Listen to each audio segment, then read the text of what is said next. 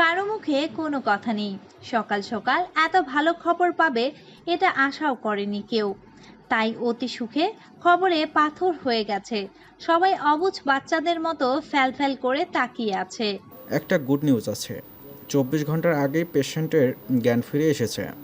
আপনারা খুব লাকি, তাই এমন মরণাপন্ন ছেলেটাও মরতে মরতেই বেঁচে গেছে। আমরা তো ভেবেছিলাম হয়তো কোমায় চলে যাবে, কিন্তু না, আমাদের ধারণা ভুল। সবটা ভালোবাসা আর প্রার্থনার জোরেই সম্ভব হয়েছে। কিন্তু রোজের কাছে এগিয়ে গিয়ে মাথায় হাত বুলাতে বুলাতে বলতে লাগলো, আর কেঁদো না মা, রোদ ভালো হয়ে যাবে ইনশাল্লাহ। সত্যি বলছেন ডক্টর? রোদের জ্ঞান ফিরেছে? আমাদের রোদ আবারও হেসে খেলে বেড়াবে আমাদের মাঝে? পিচি দেখেছিস, রোদ ভালো হয়ে গেছে। ভাইয়া বলেছিলাম না ও ঠিক হয়ে যাবে। রোদের বাবা মা সহ সবাই খুব খুশি। সবার মুখে এখন প্রশান্তির হাসি ফুটে উঠেছে। রোজ লাবিবার হাত ধরে কিছুটা শান্ত হয়ে দাঁড়িয়ে আছে। লাবিবাও পাশে দাঁড়িয়ে আছে। আচ্ছা আঙ্কেল, আমি কি ভাইয়ার কাছে যেতে পারি? রোজের কথা শুনে সবাই অবাক চোখে তাকিয়ে আছে ওর দিকে। সকলে এমন চাহনি দেখে কিছুটা অপ্রস্তুত ফিল করলো সে, যেন কি বলে ফেলেছে যা বলা ঠিক হয়নি। আবার কিছু বলবে তখনই একসাথে হেসে উঠল সবাই। মা, পারবে, তবে আধ ঘন্টা পর। কেন?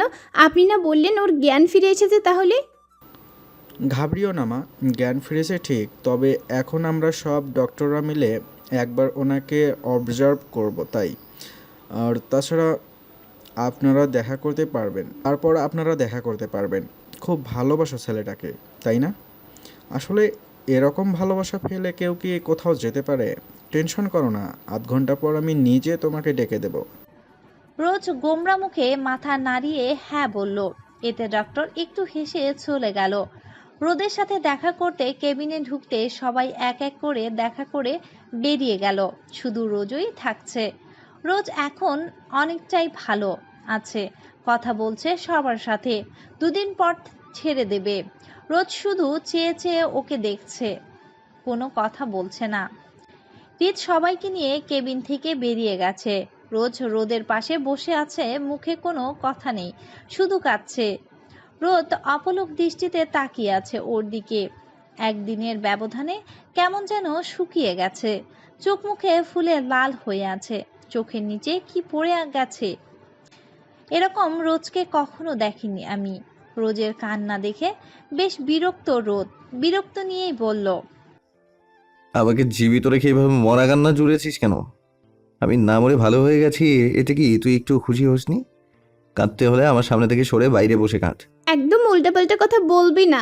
তুই আমাকে রেখে মরবি কিছুতেই না। তোকে মরতে দেব না আমি। কেন? আমি মরলেই তো তুই খুশি হবি।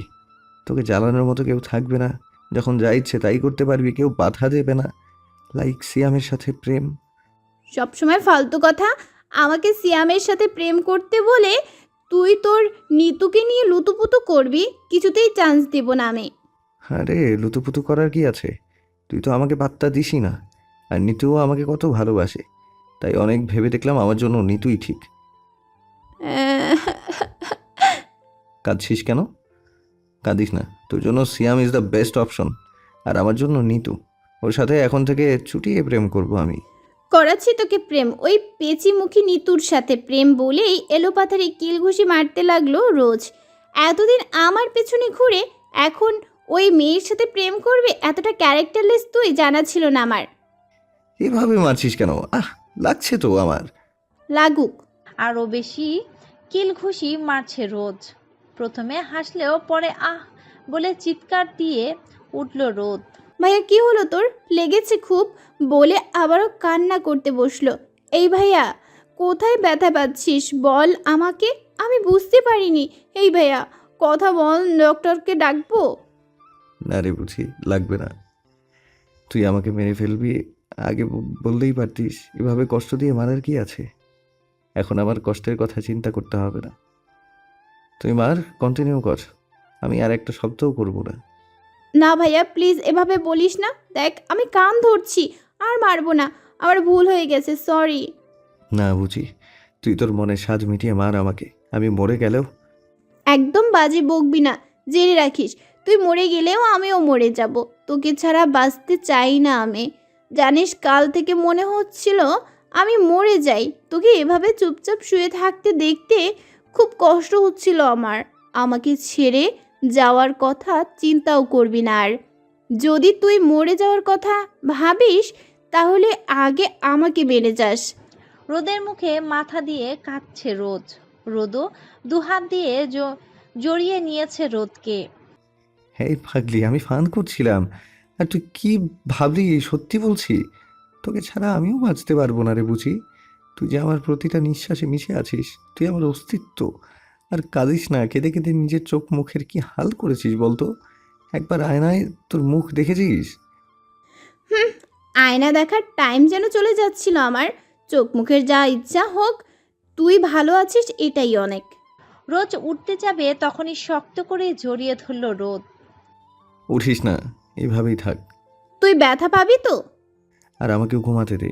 এভাবে কি করে ঘুমাবো? কেউ দেখলে কি বলবে? তুই আবার কবে থেকে লোকের কথার ধার ধারিস বলতো? তাই ফাউল এক্সকিউজ না দিয়ে ঘুমা। রোদ চুপচাপ রোদের বুকে মাথা দিয়ে শুয়ে আছে। শেষ পর্যন্ত রোদ ভালো হয়ে ওর কাছে ফিরেছে, এটাই সব থেকে বড় পাওয়া। রোদ রোজের মাথায় হাত বুলাচ্ছে। রোজ, আমাকে কি ক্ষমা করা যায় না? আর কতদিন তো না বলা ভালোবাসার কথা শোনার জন্য ওয়েট করবো বলতো? আমি যে আর পারছি না রে। আচ্ছা, সত্যি যদি কাল আমি মরে যেতাম তাহলে তুই কি করতিস? আমাকে ভুলে যেতিস? মামু নিশ্চয়ই ভালো একটা ছেলে দেখে তোকে বিয়ে দিয়ে দিত, তাই না? তুই আবার ফালতু বকিস। তোকে আমি কি করে ভুলতে পারি বলতো? আমার যা বলার আগেই বলে দিয়েছি। সো এখন চুপ করে ঘুমা, তোর ঘুমের প্রয়োজন আছে। আচ্ছা ঠিক আছে, আর কখনো তোকে ভালোবাসার কথা বলবো না। এবার ভালো একটা মেয়ে রেখে বিয়ে করে নেব। তখন বুঝবি আমাকে অবহেলা করার শাস্তি কতটা ভয়াবহ হয়। যদি এরকম কিছু করার কথা ভেবেও থাকিস তা মাথা থেকে বের করে দে, না হলে তোকে আমি মেরে ফেলবো। আমি তোকে ভালোবাসি বলবো না, তবুও তুই কারোর সাথে বিয়ে কেন? আমাকে ছাড়া কোনো মেয়ের দিকে তাকাতেও পারবি না, বুঝেছিস? তুই আমাকে রিজেক্ট করার একটাই শাস্তি। ঠিক আছে, আমার ভুল হয়ে গেছে। এবার তো গলাটা ছাড়, নইলে কাল বেজে গেছে কিন্তু আজকে আর বাঁচবো না, শ্বাসরোধ হয়ে মরেই যাব। সরি। আচ্ছা, কথা বলিস না, চুপ করে ঘুমাবি, আমিও ঘুমাবো। খুব ক্লান্ত লাগছে বলে আবার রোদের বুকে মাথা রেখেই গুটিসুটি মেরে শুয়ে পড়ল রোজ। তোকে আজকে নয়, কিছুদিন যাক, এমনি আমিই বলবো ভালোবাসি। আমাকে তো কম ঘুরাসনি পুরো 5 বছর। এবার তোকে শুধু কটা দিন আমার পিছনে ঘুরিয়ে মজা নেই। রোজের এমন বিহেভিয়ারে হাসছে রোদ। পাগলি একটা।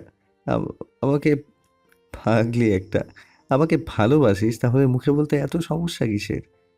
তবে তোকে দিয়ে ভালোবাসি কথাটা বলাবই আমি, দেখে নিস তুই। প্রায় 1 ঘন্টা পর লাবিবা বাড়িতে যাবে বলে মনস্থির করেছে। একটু পর চলে যাবে, তাই যাওয়ার আগে রোদের সাথে দেখা করতে চায় ও। রিত লাবিবাকে নিয়ে রোদের কেবিনে ঢুকেছে।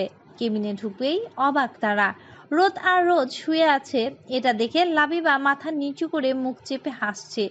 এমন কিছু দেখবে লাবিবা আশা করেনি। ও হাসছে, তবে দুজনেই নীরবে। এরকম একটা সিন দেখে চোখাচোখি হতেই শব্দ করে হেসে উঠল তারা। লাবিব নিজের হাসি থামিয়ে লাবিবার দিকে অবাক দৃষ্টিতে তাকিয়ে আছে। কি অপরূপ একটা হাসি, দেখেই পাগল হয়ে যায় আমি। পরক্ষণে রাতুলের কথা মনে হতেই চোখ সরিয়ে নিল আর বলতে লাগলো, যা আমার নয় তা দেখে সাময়িক আকর্ষিত হওয়ার কোনো মানেই হয় না। তাই ওর মায়ায় না পড়ে মায়া কাটাতে চাই আমি। আর কিছুতেই ওর মায়ায় জড়ানো যাবে না নিজেকে।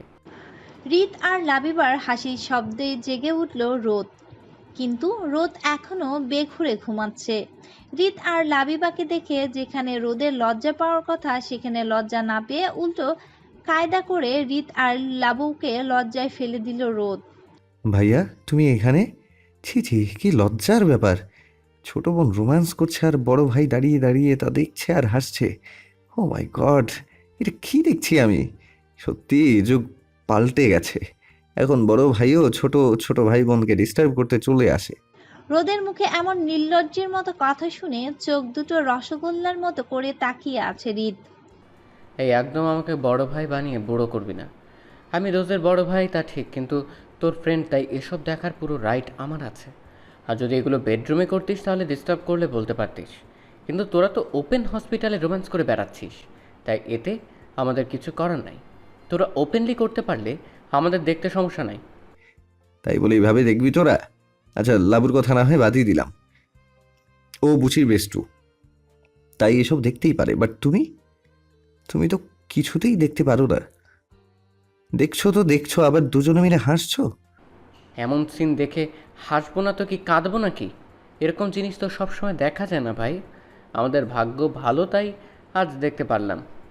ওদের কথাবার্তা শুনে লজ্জায় মরে যাচ্ছে লাবু। মাথা নিচু করে দাঁড়িয়ে আছে লাবিবের সামনে। এই অবস্থায় কি করা উচিত বুঝতে পারছে না লাবু।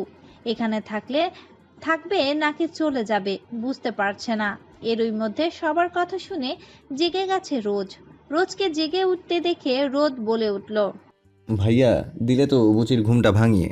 এই বুচি, একদম উঠবি না, ঘুমিয়ে পড়। কি নির্লজ্জ একবার দেখ, ভাইকে সামনে রেখেও রোজকে বলছিস না উঠতে। উফ, আজকালকার ছেলে মেয়ে এতটা মডার্ন জানা ছিল না। আচ্ছা ভাইয়া, আমি আসছি। আমি এখন বাসায় চলে যাচ্ছি, পরে একবার এসে আপনাকে দেখে যাব। না, যাবে কেন? রোজ উঠুক, ওর সাথে দেখা করে যাও। এরই মধ্যে চোখের ঘুম সরে গেছে রোজের। হৃদের কথা কানে যেতেই এক লাফে উঠে দাঁড়ালো রোদ। ভাইয়া আপনি কখন এলেন? অনেকক্ষণ আগেই এসেছি, লাবিবা চলে যাচ্ছে, তাই রোদকে দেখতে এসেছে। ওহ, আমাকে ডাকলেই পারতে। ছি, কি লজ্জা! ভাইয়া এসে এভাবে দুজনকে দেখলো। চোখ বড় বড় করে তাকিয়ে আছে রোদের দিকে, কিন্তু রোদ ঠিক আছে ঠিক আছে, এত লজ্জা পেতে হবে না। ভাইয়া কিছু দেখেনি, যা দেখার লাবু দেখেছে। আমি আমি আবার কি দেখলাম? আপনি তো সব দেখলেন, আর রোদ ভাইয়ার সাথে ঝগড়া করলেন। ঝগড়া আর আমি? ইম্পসিবল, ওটা তোমার কাজ। সবসময় আমার সাথে ঝগড়া করা। আগে ঝগড়া না করলে তো তোমার ভালোই লাগতো না। অবশ্য এখন দিন পাল্টেছে।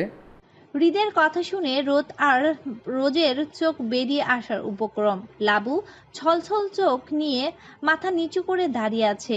রোদ প্লাস রোজ বলে উঠল, আগে মানে? তোমরা আরো আগে থেকে দুজন দুজনকে চিনতে? হয়তো চিনতাম, হয়তো না। আমার চিনার মধ্যে ভুল ছিল, তাই ভালো মতো চিনতে পারিনি। আচ্ছা, আমি একটু আসছি। বলেই বাইরে চলে গেল হৃদ। এখানে থাকলে ওর মুখ ফসকে বের হওয়া একটা কথার জন্য রোজের হাজারটা প্রশ্নের উত্তর দিতে হবে ওকে, যা এখন চাইছে না। ভাইয়া, আপনার এই অবস্থার জন্য হয়তো আমি অনেকটাই ধারণা আমি আর রাতুল ইচ্ছে করে এইসব করেছি। বিশ্বাস করুন, আমি এইসবের কিছুই জানি না। তবুও রাতুল যেহেতু আমার লাভার, সেহেতু ওর সব দায় আমার উপরেও বর্তায়। আপনার সাথে যা যা হয়েছে তার জন্য আই অ্যাম সরি ভাইয়া। তুমি কেন ক্ষমা চাইছো? এতে তোমার কোনো দোষ নেই। যে যাই বলুক, আমি তো জানি তুমি নির্দোষ। এভাবে নিজেকে দোষারোপ করা বাদ দাও। আমার একটা জায়গায় খটকা। রাতুল তোমার লাভার, যদিও এটা তোমার একার ডিসিশন, তাতে আমাদের কিছু বলার নেই। আচ্ছা ভাইয়া, আসছি। রোজ, আসছি আমি। বলেই বাইরে চলে গেল লাবু। করিডোরে মুখে হাত দিয়ে বসে আছে হৃদ। লাবুকে উদ্দেশ্য করে বলল, তুমি চলে যাচ্ছ, সেটা আমাকে বলার কি আছে? যাও, চলে যাও আমার চোখের সামনে থেকে। আর কখন আমার সামনে আসবে না। ঠিক আছে, তাই হবে। আজকের পর আর কখনো ভুল করেও আপনার সামনে আসবো না আমি। থ্যাঙ্কস, আসতে পারো। কাঁদতে কাঁদতে হসপিটাল থেকে বেরিয়ে গেল লাবিবা। লাবুকে এগিয়ে দিতে কেবিনের বাইরে এসেছিল রোজ। ওদের কথোপকথন শুনে থমকে গেল ও। এসবের থেকে একটা ক্লিয়ার, লাবু আর ভাইয়ার সাথে কিছু একটা হয়েছে। আচ্ছা, লাবুই কি সেই জানতে হবে। দুদিন আগে হসপিটাল থেকে রোদ ভাইয়াকে ডিসচার্জ করে দিয়েছে। এখন টোটাল বেড রেস্টে আছে। রোজ দিনরাত ওর সেবা করছে, আর সাথে আছে ওদের দুষ্টু মিষ্টি ঝগড়া আর রোজের কড়া শাসন। রোদ এ এক নতুন রোজকে দেখছে, যাকে সবসময় পাগলি বাচ্চা ভাবতো, এখন সেই বাচ্চা মেয়েটাই ওর সব দেখাশোনা করছে। টাইমলি খাওয়া দাওয়া, মেডিসিন খাওয়ানো সবই করছে।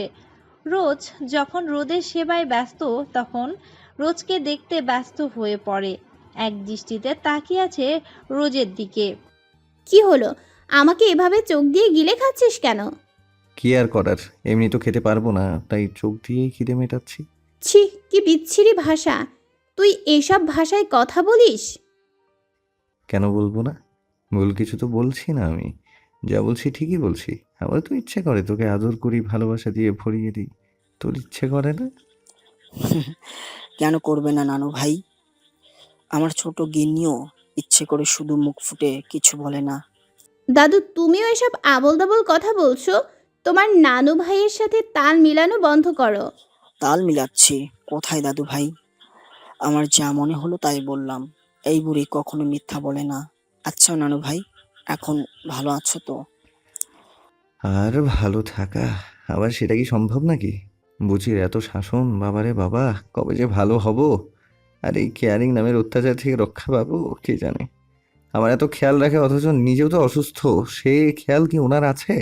আমি কোথায় অসুস্থ? একটু মাথা কেটে গিয়েছিল, ব্যান্ডেজও খুলে নিয়েছি। এখন আমি একদম সুস্থ আর তুই অসুস্থ।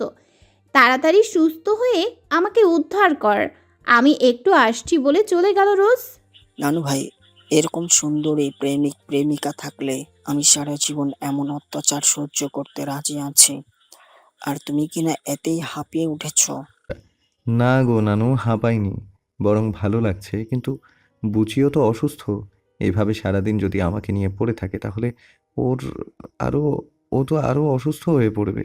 তুমি ভেবো না, আমার দাদু ভাই এখন অনেক বড় হয়ে গেছে, ঠিক সব দিক সামলে নিবে। ভাগ্য করে এমন একটা মেয়েকে লাইফে পেয়েছো, কখনো হারাতে দিও না ওকে।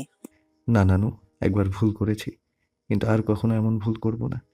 যে করেই হোক ওকে আমার লাইফে ফিরিয়ে আনবোই আনবো। ভাইয়াকে দেখতে আজ আমাদের বাসায় এসেছে লাবু। ওর সাথে আমার অনেক কথা আছে। ভালোই হয়েছে এসেছে। আমার রুমে বসে সন্দেহের দৃষ্টিতে তাকিয়ে আছি ওর দিকে। কি হয়েছে? এভাবে তাকাচ্ছিস কেন? তুই জানিস না কেন? ভনিতা না করে ফটাফট বলে দে, লাবিব ভাইয়াকে কি করে চিনিস? সে অনেক কথা, অন্যদিন বলবো। না, আমি আজই শুনবো। বল, তুই ভাইয়াকে চিনিস কিভাবে? ভাইয়া হসপিটালে তোর সাথে এভাবে কথা বলছিল কেন? বললাম তো অন্যদিন। চুপ, বলে ফেল। না বললে আবার মারবো। যে করেই হোক তোকে দিয়ে আমি কথাগুলো বলিয়েই ছাড়বো। তুই আমাকে মারলি? মার না খেতে চাইলে তাড়াতাড়ি বলা শুরু কর। বলতেই হবে। হুম। তাহলে শোন বলছি। অতীত।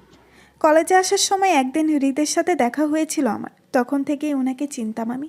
তোকে বলবো বলবো বলে কখনো বলা হয়ে ওঠেনি আমার। মাঝে মাঝে গাড়ি করে কলেজ বাসায় পৌঁছে দিতেন উনি। আমারও ভালো লাগতো ব্যাপারটা। আস্তে আস্তে বুঝতে পারি ওনার প্রতি দুর্বল হয়ে যাচ্ছি আমি, আর উনিও আমার প্রতি দুর্বল। এটাও বুঝে গিয়েছিলাম আমি। তুই তো আপুর বিয়েতে যাওয়ার আগে তোকে বলেছিলাম আম্মু অসুস্থ, তোর মনে আছে? তখন তুই খুব আপসেট ছিলিস, আর আন্টি অসুস্থ তাই বিয়েতে যেতেও তোকে জোর করিনি আমি। তখন মিথ্যা বলেছিলাম আমি, আম্মু অসুস্থ ছিল না। তাহলে? সেই সময় থেকে রাতুল আমাকে বিভিন্নভাবে হুমকি দেওয়া শুরু করে। ও কিভাবে আমাকে আর হৃদকে দেখে নিয়েছিল, আর এটাও জানতে পেরে গিয়েছিল আমরা একে অপরকে ভালোবাসি। আর সেজন্যই হৃদের সাথে মিশতে বারণ করে আমায়, আর বলে যদি ওর কথার অমান্য হই তাহলে আমাকে মেরে ফেলবে। আমি কখনোই আমার প্রাণের পরোয়া করু না, তাই ওর কথা শুনিনি আমি। আর এই হুমকি যখন কাজে দিচ্ছিল না, তখন ও হৃদের পেছনে ওর সহযোগীকে রিয়াদকে লাগিয়ে দেয়, যে 24 ঘন্টা ছায়ার মতো ওনাকে অনুসরণ করতে থাকে আর সব খবর ওকে পাঠায়। একদিন হৃদের জন্য ওয়েট করছিলাম আমি, তখন রাতুল এসে সামনে দাঁড়ায় আমার। ওই দিন বলে চাই আমি যদি হৃদের সাথে মিশি তাহলে ও হৃদকে খুন করে গুম করে ফেলবে। তুই তো ভালো করেই জানিস ওর কথা না শুনলে ও কী করতে পারে। তাই আমি ওর কথা শুনে ওনাকে ইগনোর করতাম। বিশ্বাস কর, ওনাকে ইগনোর করে একটা মুহূর্তের জন্য শান্তি পাইনি আমি। বুক ফেটে কান্না আসতো। তবু ওনাকে করা কথা শোনাতাম যাতে উনি আমার উপর রাগে দূরে চলে যান, কিন্তু উনি তা না করে আরও আমার উপর আকৃষ্ট হচ্ছিলেন। কিছুটা চুপ থেকে আবারও বলতে শুরু করলো লাবু। তোমরা আপুর বিয়ের জন্য গ্রামের বাড়িতে চলে যাওয়ার পর আমার জীবনটাই ঘোর অন্ধকার নেমে আসলো। এতদিন যাও আলোর পথ ছিল, কিন্তু ওই দিনের পর আমার জীবনটা অন্ধকারের তলানিতে নিমজ্জিত হয়ে গেল। তুই কি বলছিস এসব? আমি কিছুই বুঝতে পারছি না। তবে এটা বুঝতে পারছি তোর কথাগুলোতে অনেক রহস্য ভরপুর। ঠিক কি হয়েছিল বল আমাকে। এবার কিন্তু খুব ভয় করছে রে লাবু। খারাপ কিছু হয়নি তো তোর সাথে? তুই যা ভাবছিস সেসব কিছুই হয়নি আমার সাথে। তবে যদি তখন ওর কথা না শুনতাম তাহলে হয়তো হতে পারত। হতে পারতো মানে? যখন রাতুল দেখলো কোনো কিছুতেই হৃদকে আমার পিছন ছাড়াতে পারছে না, বারবারের মতোই আমাকে ধমকিয়ে ভয় দেখিয়ে ওনাকে ইগনোর করালেও বরাবরের মতো আমার কাছে থেকে ওনাকে দূরে সরাতে ব্যর্থ, তখন সবচেয়ে খারাপ পথটাই বেছে নিয়েছিলাম, যার জন্য আজ আমরা দুইজন দুই দিকে। তুই বিশ্বাস কর রোজ, আমি যা করেছি সব ওনার ভালোর জন্যই করেছি। সেদিন নিজের বুকে পাথর চাপাতে ওনাকে ফিরিয়ে দিয়েছিলাম। আমি ভেবেছিলাম সাময়িক কষ্ট পেলেও পৃথিবীতে তো থাকবেন আমার চোখের সামনে, দূর থেকে ওনাকে জীবিত দেখে শান্তি পাবো আমি। কি করেছিল রাতুল? এই লাবু, বল না কি হয়েছিল? সেদিন প্রতিদিনের মতো ট্যাক্সির জন্য ওয়েট করছিলাম আমি, আর মনে মনে ওনার জন্য। তখনই রাতুল এসে পাশে দাঁড়ালো, আমার হাত ধরে রাস্তার ও পাশে নিয়ে দাঁড় করালো। কি হলো, আমাকে এইভাবে টানতে টানতে এখানে নিয়ে আসলি কেন? অনেক প্রয়োজনীয় কিছু কথা আছে, শোন। আজকে আমার সাথে হৃদের সামনে যাবি তুই, গিয়ে বলবি তুই আমাকে ভালোবাসিস, আর কখনো যেন তোর আশেপাশে ঘোরাফেরা না করে। কিছুতেই বলবো না আমি। কেন বলবো আমি তোকে? নই, হৃদকে ভালোবাসি। তাই যদি ভালোবাসি বলতেই হয় তাহলে হৃদকেই বলবো। আহ, রিয়েলি? হুম হুম হুম করে হেসে উঠে বলল। তাই নাকি?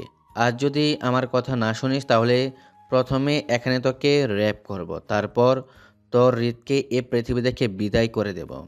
বাসিস না এগুলো আমায় ফাঁকা আওয়াজ, সবগুলো কথাই বাস্তবায়ন করব আমি। তখন সমাজও তোর জায়গা হবে না, এত করে আমার কিচ্ছুই হবে না, কিন্তু সমাজ তোকে ছাড়বে না, ছুঁড়ে ফেলে দিবে অন্ধকার গম্বরে। এখন বল, কি চাস তুই? তোর ইজ্জত, হৃদের সুস্থ জীবন, নাকি দুজনেরই মরণ? কোনটা বল? আমার সাথে যা কিছুই হোক না কেন, হৃদের খারাপ চাইতে পারি না।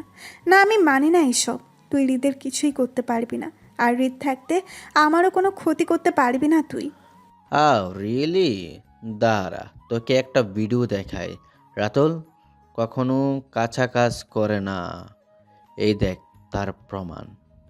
ভিডিওটা দেখে আকাশ ভেঙে পড়লো আমার মাথায়। হৃদের পেছনে একজন বন্দুক হাতে সাথে সাথে হাঁটতে, আর পেছনে থাকা লোকটা হাসছে। এটা দেখে খুব ভয় পেয়েছিলাম আমি। রাগী ফেস নিয়ে তাকালাম ওর দিকে। এটা কি ধরনের অসভ্যতা? ওর পেছনে লোক ফিট করেছিস কেন? এবার বল কি করবি? ও কিন্তু এদিকে আসছে। যদি ওর সামনে আমাকে ভালোবাসিস না বলিস তাহলে এক্ষুনি মরে যাবে ও, সাথে তুইও হারাবি তোর। কোনো কিছু না ভেবেই বলে উঠলাম, আমি রাজি। কারণ তখন হৃদের জীবন আর আমার ইজ্জত দুইটাই বাঁচানো জরুরি ছিল আমার কাছে। তাই রাতুলকে নিয়ে এগিয়ে গেলাম রাস্তার দিকে। আমাকে একা রেখে একটু দূরে দাঁড়ালো রাতুল। যত কষ্টই হোক না কেন, আমার যেভাবেই হোক হৃদকে বাঁচাতে হবে। কিছুক্ষণ পর সত্যি ওনাকে আসতে দেখলাম আমি। পেছনে একটা লোকও আছে, যার হাতে আছে রিভলভার, কিন্তু উনি কিছুই টের পাচ্ছেন না। একগুচ্ছ ফুল নিয়ে হেসে হেসে আমার দিকে এগিয়ে আসছেন উনি। এই লাবিবা, তুমি এখনো দাঁড়িয়ে আছো? ভাবিনি আমি আজকে এসে তোমাকে পাবো। সত্যি খুব লেট হয়ে গেছে। আচ্ছা চলো, তোমাকে নিয়ে একটা জায়গায় যাব, অনেক কথা আছে তোমার সাথে। আসলে আমি আমার লাভারের জন্য ওয়েট করছি, ও আসলে চলে যাব। এই লাবিবা, আজকে আমি খুব খুশি, তো এরকম কোনো ফান করো না প্লিজ। তাড়াতাড়ি চলো, দেরি হয়ে যাচ্ছে। বললাম তো আমি আমার লাভারের সাথে যাব। চলে যান আপনি, আর কখনো আমার সামনে আসবেন না। আপনাকে আর আমারকে একসাথে দেখলে রাতুলের সাথে আমার অনেক প্রবলেম ক্রিয়েট হতে পারে। So please go now. Labiba, are you serious? Yes, I am serious. Ratul আমার লাভার। ওকে আমার জীবনের থেকে বেশি ভালোবাসি আমি। কোনো কিছুর জন্য কখনো হারাতে চাই না। তাই বলছি, ও আসার আগেই চলে যান। না লাবিবা, আমি এটা বিশ্বাস করি না। আমি জানি তুমি শুধু আমাকেই ভালোবাসো, আর কাউকে নয়। যা বলছো সব মিথ্যে, তাই না? এই দেখো, এগুলো তোমার জন্য নিয়ে এসেছি আমি, শুধু তোমাকে নিজের অব্যক্ত মনের কথা বলবো বলে। আর তুমি কি না বলছো ভালোবাসো না? হেই লাবিবা, বলো না ভালোবাসি। আশ্চর্য, আপনি কি পাগল হয়ে গেলেন নাকি? রাতুল থাকতে আপনাকে কেন বলবো ভালোবাসি? আমি ওকেই ভালোবাসি, আর যদি বলি তাহলে ওকেই বলবো। না, কিছুতেই না। আমাকে ছাড়া আর কাউকে বলতে পারো না তুমি, কারণ আমি জানি তুমি আমাকেই চাও, কারণ তোমার চোখে আমি আমার জন্য ভালোবাসা দেখেছি। তাহলে আজ কেন না বলছো বলো? তখনই আমাদের মধ্যে হাজির হলো রাতুল। এ ভাই, এভাবে আমার গার্লফ্রেন্ডকে ডিস্টার্ব করছেন কেন? নাকি ভদ্রতার খোলসে আবদ্ধ চেহারার নিচে একটা আপনার পেশা? Mind your language mister Ratul. আমার নামে যা নয় তাই বলে যাচ্ছেন। আপনি জানেন আমি কে? উফ রাতুল, তুই কেন শুধু শুধু এরকম খারাপ লোকের সাথে তর্কে জড়াচ্ছিস? বাদ দে, চল আমরা যাই। আর মিস্টার রিদ, শুনুন, আর কখনো আমার সামনে আসবেন না। আজকের পর থেকে আপনার মুখও দেখতে চাই না আমি। সত্যি বলছো তো? ঠিক আছে, তাই হবে। আজকের পর তোমার সামনে কোনো দিনও আসবো না আমি। তবে জেনে রেখো, আজকে যে কষ্ট আমাকে তুমি দিলে, সেই কষ্ট তুমিও পাবে একদিন। এই মিথ্যে ভালোবাসা ঝেড়ে ফেলে আমাকে চাইবে তুমি, কিন্তু সেদিন আর পাবে না। তোমরা ভালো থেকো। All the best. তার মানে এই জন্য এরপর তুই আর রাতুল একসাথে থাকতিস, গল্প করতিস? ওই দিনের পর ওনাকে কিছুতেই কন্ট্রাক্ট করতে পারছিলাম না আমি। তখন রাতুল বলল ওনাকে আটকে রেখেছে। আমি ও বোকার মতো ওর কথা বিশ্বাস করে নিয়েছিলাম। আর একটাই সত্য ছিল, আমি যদি কিছুদিন ওর সাথে পুরো কলেজে মিথ্যে ভালোবাসার নাটক করি তাহলে ওনাকে ছেড়ে দিবে। তাই ওর সাথে এমন ব্যবহার করি আমি। এত কিছু ঘটে গেল, অথচ আমাকে জানালি না কেন? চেয়েছিলাম জানাতে, কিন্তু ও বলেছিল যদি এ নিয়ে কাউকে কিছু বলি তাহলে রিতকে মেরে ফেলবে। সেই ভয়ে কিছু বলিনি আমি। তারপর একদিন ওর অফিসে গিয়ে জানতে পারি ও ইউএসএ চলে গেছে। এরপর রাতুলের সাথে কথা বলি আর ঝগড়া হয় আমার। ওই দিনই ওর দাসত্ব ছেড়ে আসি আমি। আর এতে খুব ক্ষেপে যায়ও। তাই প্রথমে তোর উপর আর পরে রোদ ভাইয়ার উপরে অ্যাটাক্ট করে। আপাতত দৃষ্টিতে রোদ ভাইয়ার উপর অ্যাটাক্টের জন্য আমি দায়ী না হলেও কোনো না কোনোভাবে আমিই দায়ী। এরপর সেদিন হসপিটালে রিতকে দেখে চমকে উঠি আমি, কারণ ওনাকে রিত হিসাবে চিনতাম, কিন্তু লাবিব হিসাবে নয়। আর সেদিনই জানতে পারি এই রিত তোর লাবিব ভাইয়া আর আমার রিত। তাহলে ভাইয়াকে কথাগুলো বুঝিয়ে বললি না কেন? বলতে চেয়েছিলাম, কিন্তু শোনেনি। উল্টো আমাকে কতগুলো কথা শুনিয়ে দিলেন। সেদিন তো এটাও বলে দিয়েছেন আমি যেন ওনার সামনে না আসি। এই রাতুল খারাপ জানতাম, কিন্তু এতটা খারাপ জানতাম না আমি। ওর জন্য আমার লাবিব ভাইয়া এত কষ্ট পেয়েছে। জানিস কত কষ্ট পেয়েছে ও? তোকে অন্য কারোর সাথে সহ্য করতে পারবে না বলে দেশ ছেড়ে চলে গিয়েছিল। এখন শুধু আমার জন্য ফিরে এসেছে। এবার আর কোথাও যেতে দেব না ওনাকে আমি। এখানেই রাখবো, আর তোদের দুজনের সব ভুল বোঝাবুঝির অবসান হবে। আমার ভাইয়া নতুন করে বাঁচতে শিখবে। দেখ রোজ, তুই জোর করাতে এসব বললাম তোকে, কিন্তু একটা কথা, এই নিয়ে ওনার সাথে কোনো কথা বলবি না তুই। সেটা আমি বুঝে নিব। আচ্ছা এসব বাদ দে, চল ভাইয়াকে দেখে আসি। তুই খুব লাকি রোজ, ভাইয়ার মতো কাউকে তোর লাইফে পেয়েছিস। লাবুর কথার পিঠে কোনো কথা বললাম না আমি, শুধু একটা হাসি দিলাম। আজ যা আমাকে বললি, একদিন তুইও বলবি আমার ভাইয়াকে পেয়ে তুইও খুব লাকি। তুইও যতই না করিস না কেন, আমি তোদের সম্পর্ক ঠিক করবই। ভাইয়ার রুমের দরজার বাইরে দাঁড়িয়ে আছি আমি। ভেতরে নিতু আপু আর ভাইয়া দুজনেই কথা বলছে, তাই কাবাব মেয়ে হাড্ডি না হয়ে কথাগুলো শোনার চেষ্টায় আছি আমি। তখনই বলে উঠল ভাইয়া, হ্যাঁ বুঝি, এইভাবে আড়ি পেতে কথা না শুনে ঘরে এসে কথাগুলো শোন, ভালোভাবে শুনতে পারবি। ভাইয়ের কথায় চমকে উঠলাম আমি। বুঝলো কি করে আমি এখানে? আমি তো কোনো আওয়াজ করিনি। তাহলে এত না ভেবে ভেতরে আয়, তোর ওড়নার একটা অংশ দরজার সামনে দেখা যাচ্ছে। ধুর, এটাকে কে বলেছিল ওখানে যেতে আর আমাকে লজ্জা দিতে? তোর আর আমার সাথে শত্রুতা? ওড়না সামলে ভিতরে ঢুকলাম আমি। রোজ এখানে দাঁড়িয়েছিলিস কেন? রুমে আসলে সবাই মিলে আড্ডা দিতে পারতাম। কতক্ষণ দাঁড়িয়েছিলে কে জানে? পা ব্যথা করছে কি? নিতু, ওর পা ব্যথা করে না, কারণ আমার ঘরের বাইরে দাঁড়িয়ে আড়ি পাতার স্বভাব আজকের নয়, অনেক দিনের, তাই এগুলো অভ্যাস হয়ে গেছে বলে হেসে উঠল দুজনে। শয়তান কুমিরছে না, এভাবে আমায় অপমান করলি তো এর শোধ আমি তুলবো, দেখে নিস। আসলে আমি এমনি এদিকে যাচ্ছিলাম, তাই তোদের হাসির আওয়াজ শুনে রুমেই আসছিলাম, কিন্তু কিছু একটার সাথে ওনা আটকে যায় আর ওটাকে ছাড়াতে দেরি হয়ে যাচ্ছিল, এই আর কি। ওহ, তাই বল। আচ্ছা নিতু, তুমি আমাকে এক কাপ কফি দিতে পারবে? আপু কেন, আমিই নিয়ে আসছি, তোমরা গল্প করো। আমি তোকে নয়, নিতুকে বলেছি।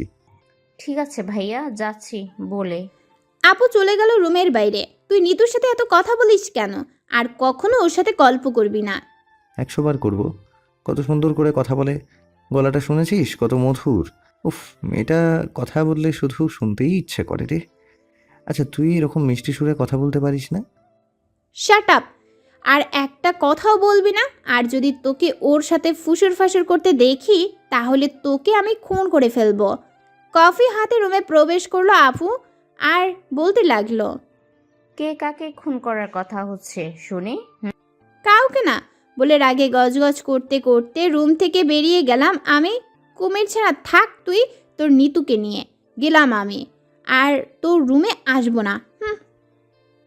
নিজের রুমে এক মনে বসে বসে ভেবে চলেছি আমি, ভাইয়া আর লাবুকে কি করে এক করা যায়, কিন্তু কোনো উপায় না পেয়ে মাথায় আসছে না।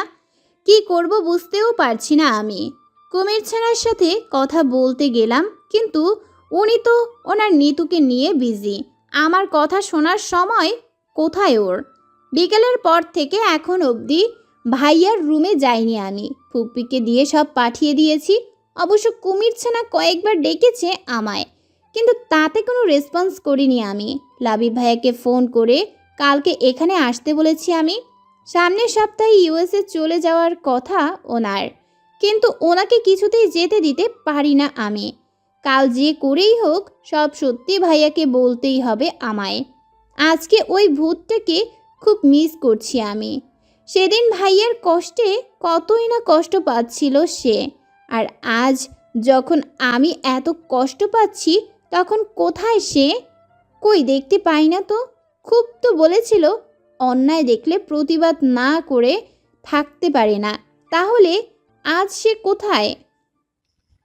বিকেলের পর থেকে বুচিকে 1000 বার ডেকেও আমার রুমে আনতে পারিনি আমি। নিতুর সাথে রাগ করে রুমে বসে আছে। আমিও হয়তো একটু বেশি করে ফেলেছি ওর সাথে। তাতে কি, ও তো আমার সাথে বেশি করছে। এখন বুচিকে খুব দেখতে ইচ্ছে করছে আমার। আচ্ছা, একবার দেখে আসবো। যাওয়াই যাক। আমি তো ওর পর নই, আজ না হয় কাল তো ওর আপন বরই হব। তাহলে ভেবে কাজ নেই, দেখেই আসি, নইলে আবার সারা রাত না ঘুমিয়ে কাটাতে হবে। বুচি রুমে ওর বিছানার পাশে বসে আছি আমি। বাচ্চাদের মতো গুটিসুটি মেরে শুয়ে আছে ও। চাঁদের আলোয় কেমন মায়াবী হয়ে উঠেছে ওর চেহারা। এই চেহারার মায়ায় শত সহস্রবার ডুব দিতে চাই আমি। যে কেউ এই মায়ায় ডুবে যাবে অনায়াসেই। আমিও ডুবে আছি এই মায়ায়। আচ্ছা, এতদিন কেন ওকে এমন মায়াবী লাগতো না আমার কাছে? এটাও ঠিক, এমন চোখে আগে কখনো দেখিনি আমি। ওর মায়াবী মুখটা দেখে কে বলবে এই মেয়ে খাঁটি ঝগড়াটে? সারাদিন আমার সাথে ঝগড়া করে কথা শোনায়, শাসন করে। কি নিষ্পাপ এই চেহারা! নিজেকে আটকানো দায় হয়ে পড়েছে আমার কাছে। তাই নিজের অশান্ত মনকে শান্ত করার জন্য ওর কপালে ঠোঁট ছুঁয়ে 1 মিনিটও সেখানে না দাঁড়িয়ে থেকে রুমে ফিরে গেলাম আমি। সকালে উঠে চোখ খুলতেই অবাক হলাম আমি। আমার দিকে হা করে তাকিয়ে আছে রোদ ভাইয়া। আজকে ঘুম থেকে উঠতে লেট হয়ে গেছে আমার। ফোন হাতে নিয়ে প্রায় 10টা বাজে এখন। ভাইয়াকে দেখে অবাক হলেও কোনো রিয়াক্ট না করে আমি স্বাভাবিক নিয়মেই বিছানা থেকে নেমে ওয়াশরুমে হাঁটা ধরলাম। ভাইয়া কোনো কথা না বলে চুপচাপ বসে আছে। ওয়াশরুম থেকে বেরিয়ে আরেক দফায় অবাক হলাম আমি। দরজার পাশে আমার সামনে দাঁড়িয়ে আছে ও, পা ছাড়ছেই না। আমি যেদিকেই যাচ্ছি ও সেদিকেই যাচ্ছে, আর 32 দাঁত বের করে দাঁত কালাচ্ছে। ওর এমন কাণ্ডে রাগে গা পিত্তি জ্বলে যাচ্ছে আমার। আর কথা না বলে থাকতে পারলাম না আমি। ঝাঁঝালো কণ্ঠে বলে উঠলাম, কি হলো, এভাবে আগে আগে হাঁটছিস কেন? আর পাগলের মতো দাঁতই বা কালাচ্ছিস কেন? দেখতে পাচ্ছিস না আমি ওদিকে যেতে চাইছি, তাহলে বারবার পথ আটকে দাঁড়াচ্ছিস কেন? তোর গলা শোনার জন্য? যাক, আমি সফল। অবশ্য আরেকটা কারণও আছে। আজব! ভাইয়ার দিকে বুড়ো কুচকে তাকিয়ে আছি আমি। আমার এই কাকের মতো কণ্ঠ শোনার জন্য এইসব করছিস বিশ্বাস হচ্ছে না। আমার এই কাকের মতো কণ্ঠ না শুনে এবং বরং আপুর কোকিলের মতো কণ্ঠ শোন, ভালো লাগবে। থুর, তোকে একদিন একটা কথা বললে সেটা আজীবন মনের কোণে গেঁথে রেখে দিস কেন বলতো? কবে কি না কি বলেছি তার জন্য এখনো রাগে ফুঁসছিস? আরে বাবা, নিতুর কণ্ঠ যতই কুকুলের মতো হোক না কেন, আমার তো তোর কাকের ডাকই বেশি ভালো লাগে, তাই ছুটে তোর কাছে এলাম। বের হ আমার রুম থেকে। এখনো নিতুর গুণকীর্তন করছিস? যা ভাগ আমার রুম থেকে। আমার রুমে কখনো আসবি না। অবশ্যই আসবো। গুণকীর্তন কখন করলাম? তুই নিতুর কথা তুললি তাই আমিও বলে ফেললাম। এটা আমার দোষ কোথায়? না, তোর কোনো দোষ নাই। তোর মতো গুণধর ছেলে কোনো দোষ করতেই পারে না। দোষ সেটা তো আমার আমার মতো পচা মেয়েরা করে। সেটা অবশ্য ঠিকই বলেছিস। তোর মতো পচা মেয়েই সবসময় দোষ করে পরে আবার আমার মতো ভালো ছেলেদের ঘাড়ে চাপায়। আচ্ছা, কালকে থেকে আমার রুমে যাসনি কেন? এমনি আমার ভালো লাগেনি তাই যাইনি। এখন তোর রুমে যা, আমি চেঞ্জ করব। কেন, কোথাও যাবি নাকি? তোর ভালো লাগেনি তাই যাসনি? আর তুই না গেলে আমারও যে ভালো লাগবে না সেটা বুঝিস না তুই? কালকে থেকে কিছুই ভালো লাগছিল না আমার, তাই রাতে ছুটে তোর কাছে এসেছিলাম, কিন্তু ততক্ষণে তুই ঘুমিয়ে পড়েছিস, তাই আর ডাকিনি। না, যাব না। আজ বাসায় একজন গেস্ট আসবে, তাই কোথাও যাচ্ছি না। গেস্ট? কে সে? লাবিব ভাইয়া, ওনার সাথে কতগুলো ইম্পর্টেন্ট কথা আছে আমার। ওনার লাইফে যত কমপ্লিকেশন সব দূর করব আমি। আবারও ভাইয়াকে বাঁচার আশা দেব। এদেশে থাকার জন্য ওনাকে ফোর্স করব না আমি। এবার আপনা আপনি থাকতে বাধ্য হবেন উনি। কি বলছিস এসব? কি করবি তুই? সব কমপ্লিকেশন মানে? কিসের কমপ্লিকেশন? সেটা তুই বুঝবি না, ভাইয়া আসুক সব জানতে পারবি। ওকে, সেটা বুঝলাম, বাট আমার রুমে যাসনি কেন এটা তো বুঝলাম না। এখন যখন বুঝিসনি তখন কোনো দিনও বুঝবি না। সো তোকে বুঝিয়ে লাভ নাই, ভাগ। কি বললি? কালা হলে এমনি হয়, কিছুই কানে পৌঁছায় না। এইটা খুব ভালোভাবে জানি আমি, তাই আমার কথাও তোর কান পর্যন্ত পৌঁছাবে না। আচ্ছা ছাড়, এখন আমি রান্নাঘরে যাব, তুই বরং যা ইচ্ছা তাই বকবক কর। এই ননস্টপ রেডিও একবার বাজা স্টার্ট করলে আর বন্ধ হওয়ার নামই নেই। এতগুলো কথা বলে তোর মুখ ব্যথা হলো না? আবার তো তোর কথা শুনতে শুনতে কান ব্যথা হয়ে গেল। হবেই তো, এমনি মাথায় প্রবলেম, তার উপর কালা কথা শুনলে তো এমনই হবে। এটা আর আমাকে বলে বোঝাতে হবে না। এমনি জানি আমি ট্যালেন্টেড গার্ল কিনা। আগে তো ধরে দেখা, তারপর না বোঝাবি? বলেই এক দৌড়ে পারলাম আমি। ভাইয়া ধরবে আমায়? কি সাধ্য আছে ওর? লাবিব, রোদ ভাইয়া আর আমি ছাদের এক কোণে দাঁড়িয়ে আছি। যে করেই হোক আজ ওনাকে সবটা বলতেই হবে আমার। লাবু আর ভাইয়ার মধ্যে সব ভুল বোঝাবুঝি দূর করতে হবে আমায়। এতদিন দুজনে অনেক কষ্ট পেয়েছে, আর কষ্ট পেতে দেব না আমি। কারণ আমি জানি ভালোবাসা পেয়ে হারানোর কষ্ট কাকে বলে। তাছাড়া এই ভাইয়ার জন্যই আমি আজ রোদ ভাইয়াকে পেয়েছি। ভাইয়ার জন্যই রোদ উপলব্ধি করতে পেরেছে আমাকে ভালোবাসে। আমার ভালোর জন্য যদি ভাইয়া এত কিছু করতে পারে, তাহলে আমি কেন এইটুকু করতে পারবো না? সবাই চুপচাপ দাঁড়িয়ে আছি। ঠিক কিভাবে শুরু করব বুঝতে পারছি না আমি। কি বলা যায় সেটা ভাবতে ব্যস্ত আমি। কি বিচ্ছি, আর কতক্ষণ এভাবে দাঁড়িয়ে থাকবো? কি বলবে বলো? দাঁড়াতে দাঁড়াতে পা ব্যথা হয়ে গেল যে। ভাইয়ার কথায় হালকা হাসলাম আমি। রোদ ভাইয়া আমি কি বলবো সেটা শোনার জন্য উৎসুক হয়ে বসে আছে। আসলে ভাইয়া, আমি লাবুর ব্যাপারে আপনার সাথে কিছু কথা বলতে চাইছিলাম। লাবু মিন লাবিবা, মানে তোমার বেস্তু? হুম। আশ্চর্য, ওর ব্যাপারে আমার সাথে কিসের কথা তোমার? আমি কি নিয়ে কথা বলতে চাইছি তার রিজন আপনি জানেন, আর কেন কথা বলতে চাইছি সেটাও জানেন। আর না জানার ভান করে থাকবেন না, কারণ এখন আপনার আর লাবুর ব্যাপারে সবটা জানি আমি। সবটা জানো মানে কি জানো তুমি? সবটা মানে সবটা। আপনার আর লাবুর রিলেশন ব্রেকআপ, আপনার দেশ ছেড়ে চলে যাওয়া, সব। আর সব কিছু কেন ঘটেছে সেটাও জানি আমি। কিন্তু কেন ঘটেছে তার মেইন রিজন জানেন না আপনি। তাই আজ আপনাকে সব কিছু জানাতে চাই আমি। লাবুই বলতো, কিন্তু চান্স দেননি আপনি। লাবু আর ভাইয়ার রিলেশন মানে? এই বুঝি, এসব কি বলছিস? আমি তো কিছুই বুঝতে পারছি না। প্লিজ ভাইয়া, তুই একটু চুপ থাক, পরে তোকে সবটা বলবো আমি। আমি আশা করি আমাদের কথার মধ্যে থেকে সবটা জেনে যাবি তুই। দেখো পিচ্ছি, এসব নিয়ে আর কোনো কথা বলতে চাই না আমি। আজ স্বীকার করতে কোনো বাধা নেই, কারণ সবটা যখন জেনেই গেছো তখন অস্বীকার করব না আমি।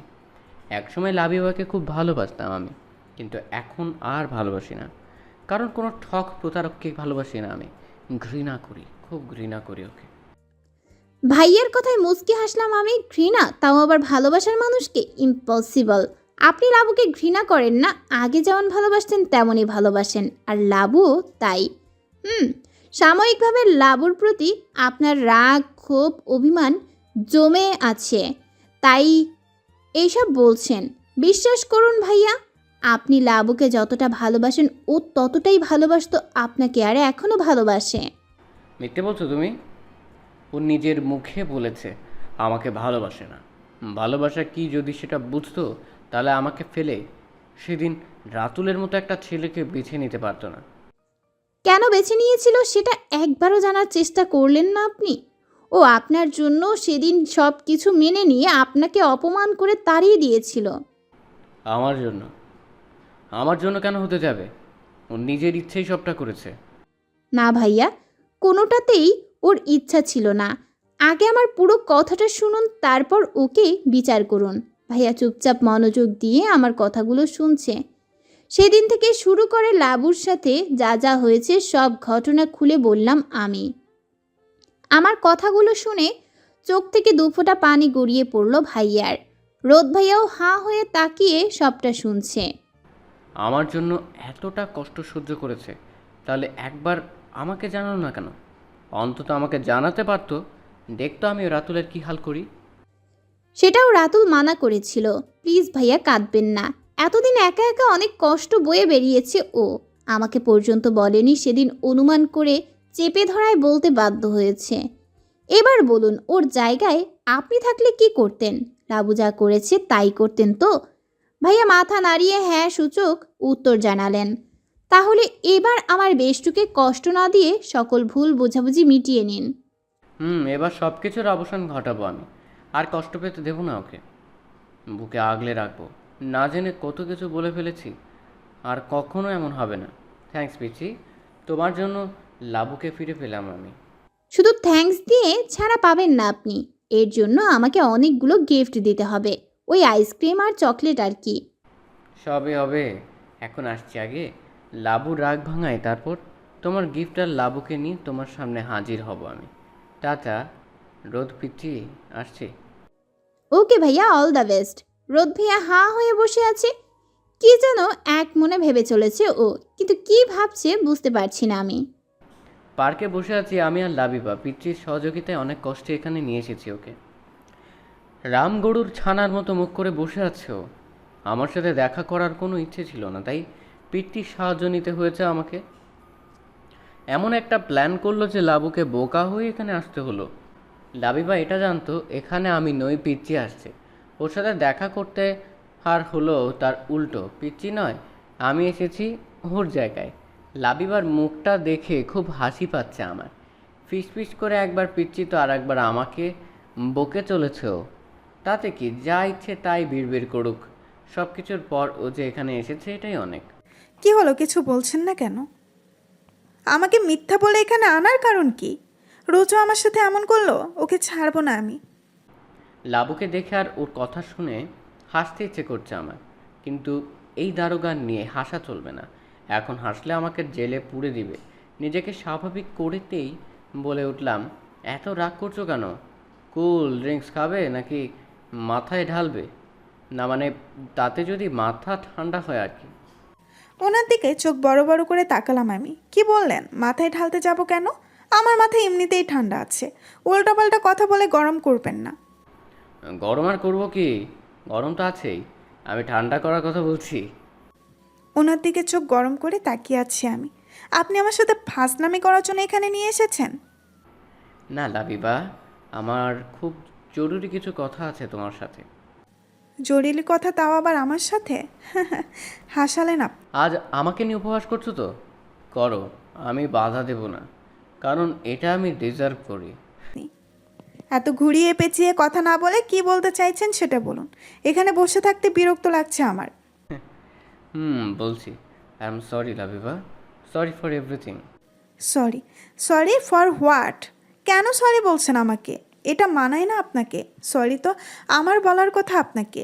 না লাবিবা, সরি আমারই বলা উচিত।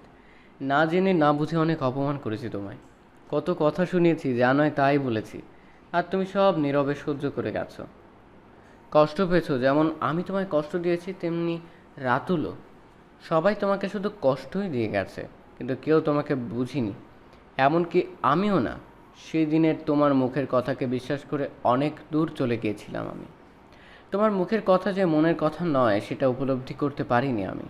যদি তখন তোমাকে বুঝতাম তাহলে এত কিছু ঘটতো না। তোমাকে আর তোমার মনের কথাগুলোকে বুঝতে ব্যর্থ হয়েছে আমি। আজ যদি পিচ্চি সবটা না বলতো তাহলে কিছুই জানতে পারতাম না আমি। আবারও তোমাকে ভুল বুঝে অভিমান নিয়ে তোমার থেকে অনেক দূরে চলে যেতাম, হয়তো আর কখনো ফিরতামও না। তুমি আমাকে কতটা ভালোবাসো তার প্রমাণ পেয়ে গেছি আমি। এবার আমার পালা নিজেকে প্রমাণ করার। এই লাবিবা, দেবে না আমায় একটা লাস্ট সুযোগ? বলো না। এসব কথা কেন বলছেন? যা হওয়ার তা হয়ে গেছে। এখন আর কোনো প্রবলেম নেই আমার লাইফে। রাতুল জেলের সেলে আটকে আছে, আপনিও সেফ আছেন। এখন আমি টেনশন ফ্রি। যাই হোক না কেন, সব কিছু শেষে আপনি ভালো আছেন। আমার আর কিচ্ছু চাই না। ঠিক আছে, আসছি আমি। সব সময় ভালো থাকবেন। না লাবিবা, তুমি এভাবে যেতে পারো না। আমি জানি আমাকে ছেড়ে থাকতে পারবে না তুমি, আর আমিও পারবো না। লাবিবা, তখন আমাকে কথাগুলো বললে কি হতো? আমি কি পারতাম না রাতুলের কাছ থেকে তোমাকে আগলে রাখতে? নাকি ততদিনে তোমার সেই বিশ্বাসটুকু অর্জন করতে পারিনি আমি? কোনো কিছু আপনাকে জানানোর মতো পরিস্থিতি ছিল না আমার, তবে চেষ্টা করেছিলাম, কিন্তু জানাতে পারিনি। সে যাই হোক, এই রোজকে বলেছিলাম আপনাকে কিছু না বলতে, কিন্তু তবুও আমার কথা শুনলো না। সেই বলে দিল। বলেছিলে, কিন্তু শোনেনি। কারণ ও আমার নিজের বোন না হলে বোনের থেকে কম নয়। কখনো চায় না আমি খারাপ থাকি, কষ্ট পাই। তাই তোমার হাজারো বারণ থাকা সত্ত্বেও আমাকে সব বলেছে। তাই জানতে পেরেছি ঠিক কী হয়েছিল তোমার সাথে। এতগুলো দিন এতটা কষ্ট চেপে রেখেছিলে তুমি, কারোর সাথে শেয়ার করনি, এমনকি রোজের সাথেও না। অতীতের কথাগুলো মনে পড়তেই দু চোখ থেকে অশ্রু গড়িয়ে পড়ল আমার। বললাম তো, সময় সুযোগ কোনোটাই ছিল না আমার কাছে, তাই পারিনি। নইলে আর কাউকে না বললেও রোজকে বলতাম, কিন্তু সেটাও পেরে উঠিনি। লাবিবা, সব ভুলে আবার নতুন করে শুরু করতে পারি না আমরা?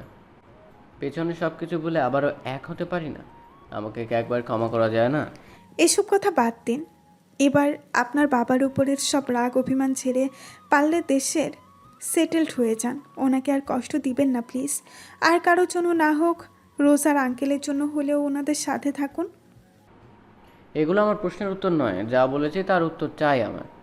আগে ওগুলোর উত্তর দাও, তারপরে এই নিয়ে কথা বলবো আমরা। উত্তর দিয়ে দিয়েছি আমি। একবার আপনাকে আমার জীবনের সাথে জড়িয়ে অনেক কষ্ট দিয়েছি, আরেকবার জড়িয়ে নতুন করে কষ্ট দিতে চাই না আমি। প্লিজ লাবিবা, এভাবে বলো না। মরে যাব আমি। তুমি জানো এতদিন বেঁচে থেকেও মরে গিয়েছিলাম আমি। একবার যদি ফিরিয়ে দাও তাহলে তাই করব, নিজেকে শেষ করে দেব আমি। ওনার মুখে মরার কথা শুনে ভেতরে মোচড় দিয়ে উঠলো আমার। কান্না জড়িয়ে বলে উঠলাম, হ্যাঁ, একদম বাজে কথা বলবেন না। কি কি যা তা বলছেন? এসব ফালতু ভাবনা মাথায় আনবেন না। কি লাভ বেঁচে থেকে? যদি জীবনে কোনো দিন পছন্দ মতো কিছু না পাই তাহলে এই জীবন দিয়ে কী করবো আমি? জানো মা, কে খুব ভালোবাসতাম আমি। আমাকে কখনো চোখের আড়াল হতে দিতেন না উনি, কিন্তু ভাগ্যদোষে ছোটোবেলায় তাকে হারালাম। এরপর রোজ মামনি এদের নিয়েই ভালো ছিলাম। একদিন একরাশ ভালোবাসা নিয়ে আমার জীবন প্রদীপ হয়ে এলে তুমি। তোমাকে পেয়ে আবারও নতুন করে বাঁচার স্বপ্ন বুনতে লাগলাম আমি, কিন্তু তারপর একটা ঝড় এসে আমার জীবনটাকে উলটপালট করে দিয়ে চলে গেল। আর আজ যখন তোমাকে ফিরে পেলাম তখন তুমিও ছেড়ে যাচ্ছ আমায়। তাহলে কি লাভ বেঁচে থেকে তুমি বলো? ওনার কথাগুলো শুনে কেঁদে চলেছি আমি। উনিও কাঁদছেন। সত্যি কখনো সুখ পাননি উনি। আমিও আর কষ্ট দেব না ওনাকে। কোনো কিছু না ভেবে ওনাকে জড়িয়ে ধরলাম আমি। কী লাভ মানে? আমি কি মরে গেছি নাকি? কাকে নিয়ে বাঁচবেন মানে কি? আমি কি চোখে পড়ে না আমাকে? শুনুন, মরতে হলে আমাকে নিয়ে মরবেন, বাঁচতে হলে আমাকে নিয়েই বাঁচবেন। সত্যি বলছো তুমি? আমাকে ক্ষমা করে দিয়েছো তো? তোমাকে ছেড়ে দিতে চাই না আমি। আমিও চাই তোমাকে তোমার সাথে বাঁচতে। দুজনে একসাথে সারা জীবন থাকবো। সেই কবে? কারণ আমি জানি এতে না তো আমার দোষ আছে আর না তো আপনার। আমরা দুজনেই পরিস্থিতির শিকার মাত্র। অতি যত্নে আমার চোখের পানি মুছে দিলেন উনি। আর কান্না নয়, বুঝলে? এবার থেকে শুধু দুজনেই ভালো থাকবো আমরা। লাবিবা, বলো না ভালোবাসি। এই একটা কথা শোনার জন্য অধীর হয়ে আছি আমি। কি বলবে না? ওনার বুকে লজ্জায় মুখ লুকালাম আমি। ফিস ফিস করে বলে উঠলাম, ভালোবাসি, খুব ভালোবাসি আপনাকে। আমার মুখে ভালোবাসি কথাটি শুনে খুশিতে চোখ দুটো চকচক করছে ওনার। আমাকে দাঁড় করিয়ে মৃদু হাসলেন উনি। আমার কপালে ভালোবাসার পরশেকে দিয়ে উনিও বলে উঠলেন, আমিও তোমাকে খুব ভালোবাসি লাবিবা। কথা দাও, যে কোনো পরিস্থিতিতে আমাকে ছেড়ে যাবে না। যত কঠিন সময় আসুক না কেন, দুজনে মিলে তার মোকাবেলা করব। কিন্তু কখনো কেউ কাউকে ছেড়ে যাব না। কথা দিলাম কখনো এই হাত ছাড়বো না আমি। আমার মৃত্যু পর্যন্ত আপনার সাথে থাকবো। ঘরের কোণে মুখ ভার করে বসে আছি আমি। আজকাল নিতুকে আর সহ্য করা যাচ্ছে না। দিন দিন কেমন যেন বিরক্তিকর হয়ে উঠেছে আমার কাছে। অথচ কিছুদিন আগেও কত ভাব ছিল ওর সাথে আমার। কিন্তু এতদিন হয়ে গেল বাড়ি যাওয়ারও নাম গন্ধ নেই। তবে শুনেছি পরশু চলে যাবে। যাক, ভালোই হবে, অন্তত টেনশন ফ্রি থাকবো আমি। এই রোদকে নিয়ে চিন্তার শেষ নেই আমার। কখন কে এসে আমার কাছ থেকে নিয়ে যাবে সেই ভয়ে থাকি আমি। আমার চিন্তার মাঝেই দরজায় টোকা পড়ার শব্দ কানে এলো। কে? কিন্তু কোনো সাড়া নেই। ভালো লাগছে না, তবুও একা থাকার জো নেই আমার। কেউ না কেউ ঠিক ডিস্টার্ব করতে চলে এসেছে। ধর, ভাল লাগে না। বিছানা থেকে উঠে দরজা খুলেই অবাক আমি। ভাইয়া খাবারের প্লেট হাতে দাঁড়িয়ে আছে। তুই এখানে খাবার নিয়ে এসেছিস কেন? তোকে খাওয়াবো বলে। দরজা থেকে সর, আমি রুমে ঢুকবো। দরজা থেকে সরে দাঁড়িয়ে, আমি খাবো না, তুই খাবার নিয়ে চলে যা। তুই খাবি, তোর খাঁড় খাবে। এই, তুই একটু নিতুর মতো হতে পারিস না? নিতুকে দেখেছিস কখনো আমার কথার অবাধ্য হতে? সব কথা শোনে। আর তুই কেন কথা শুনিস না? ওর কাছ থেকে কিছুটা শিখ। সব সময় নিতু। ভাইয়ের মুখে এখন এই নিতু ছাড়া আর কোনো কথাই নেই। আমাকে ভুলে যাচ্ছি কি? আচ্ছা, আমাকে ভুলে নিতুকে ভালোবাসবে না তো? সেটাও হতে পারে। আমিও জানি নিতু খুব ভালো মেয়ে। যদি তাই হয় তাহলে আমার কি হবে? কথাগুলো ভাবতেই দু চোখ অশ্রুতে ভিজে গেল আমার। ঠোঁট চেপে কান্না আটকানোর চেষ্টায় আছি আমি। কি হলো? আমার কাছে এগিয়ে এলো ভাইয়া খাবারের প্লেট রেখে। এই বুঝি, তুই কাঁদছিস কেন? কি হয়েছে আমাকে বল। আর কান্না আটকাতে পারলাম না আমি। দুম করে ভাইয়াকে জড়িয়ে ভ্যা ভ্যা করে কেঁদে উঠলাম আমি।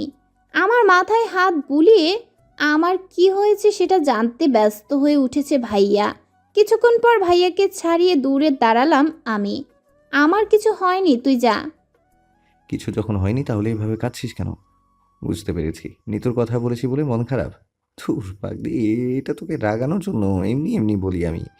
আমার কাছে পৃথিবীর কোনো মেয়েই আমার বুচির থেকে ভালো নয়। মাই বুচি ইজ দ্য বেস্ট। আর কখনো নিতুকে নিয়ে কিচ্ছু বলবো না। এই দেখ, কান ধরে উঠবস করছি। বলে সত্যি উঠবস করতে লাগলো ভাইয়া। ভাইয়ার এমন কাণ্ডে হেসে উঠলাম আমি। এই তো, আমার বুচির মুখে হাসি ফুটেছে। বোকা মেয়ে, আর কখনো এইসব নিয়ে কাঁদবি না। একটা কথা মনে রাখিস, তোর রোজ সব কিছুর পরও তোরই থাকবে।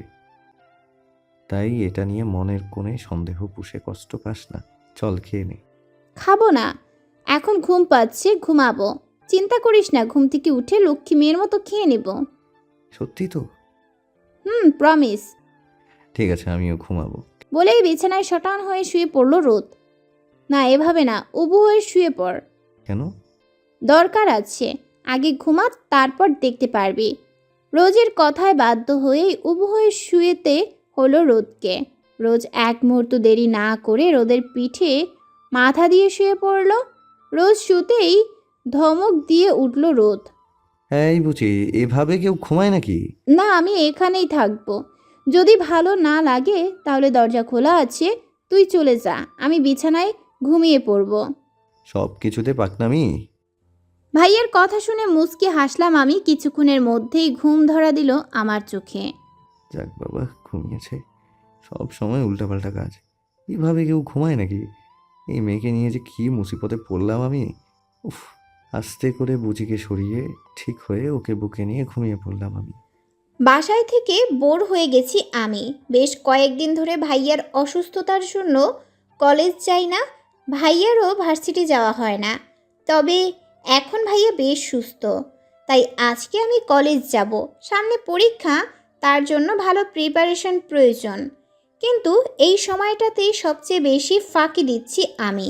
যদিও বা আমার তাতে কোনো দোষ নেই, সবটাই পরিস্থিতির কারণে ঘটেছে। এত কিছুর পরেও একটা ভালো খবর রয়েছে, ভাইয়া আর লাবুর মধ্যে সব ভুল বোঝাবুঝি ঠিক হয়ে গেছে। এখন ভাইয়া আর লাবু কেউকেই কষ্টে নেই, সবাই ভালো আছে। ফুপ্পি খবরটা পেয়ে দারুণ খুশি। কলেজে যাওয়ার জন্য রেডি হচ্ছি আমি। এমন সময় রোদ ভাইয়া রুমে ঢুকলো আমার। ভাইয়াকে দেখে ক্রাশ খেলাম আমি। হোয়াইট শার্ট আর হোয়াইট প্যান্ট পরে রেডি হয়ে এসেছে। ও কি কলেজে যাবে নাকি? ভাইয়ার দিকে এক দৃষ্টিতে তাকিয়ে আছি আমি। ভাইয়ার তুড়ির আওয়াজে ধ্যান ভাঙলো আমার। I know I am cute and handsome. মেয়েরা আমাকে দেখলেই হাঁ করে তাকিয়ে থাকে, কিন্তু তুইও যে এভাবে আমাকে দেখবি ভাবতেও পারিনি আমি। কী লজ্জার ব্যাপার! একটা মেয়ে একটা নিরীহ ছেলেকে চোখ দিয়ে পিষে মারছে। এই, তোর লজ্জা শরম নেই নাকি? ভাইয়ার কথা শুনে লজ্জায় মরে যাচ্ছি আমি। সত্যি কেমন ড্যাব ড্যাব করে তাকিয়েছিলাম। দেখ, আজে বাজে কথা বলবি না। আমি মোটেও তোর দিকে তাকাইনি। ও রিয়েলি? তাহলে কার দিকে তাকাচ্ছিলিস শুনি?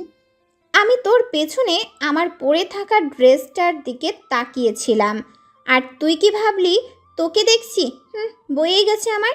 স্যারকে আমি প্রতিদিনই দেখি, তাই আজ নতুন করে দেখার প্রয়োজন পড়েনি। আমার কথায় হু হা করে হেসে উঠল ভাইয়া। ইস, আমার তোর জন্য খুব খারাপ লাগছে, আর নিজের জন্য।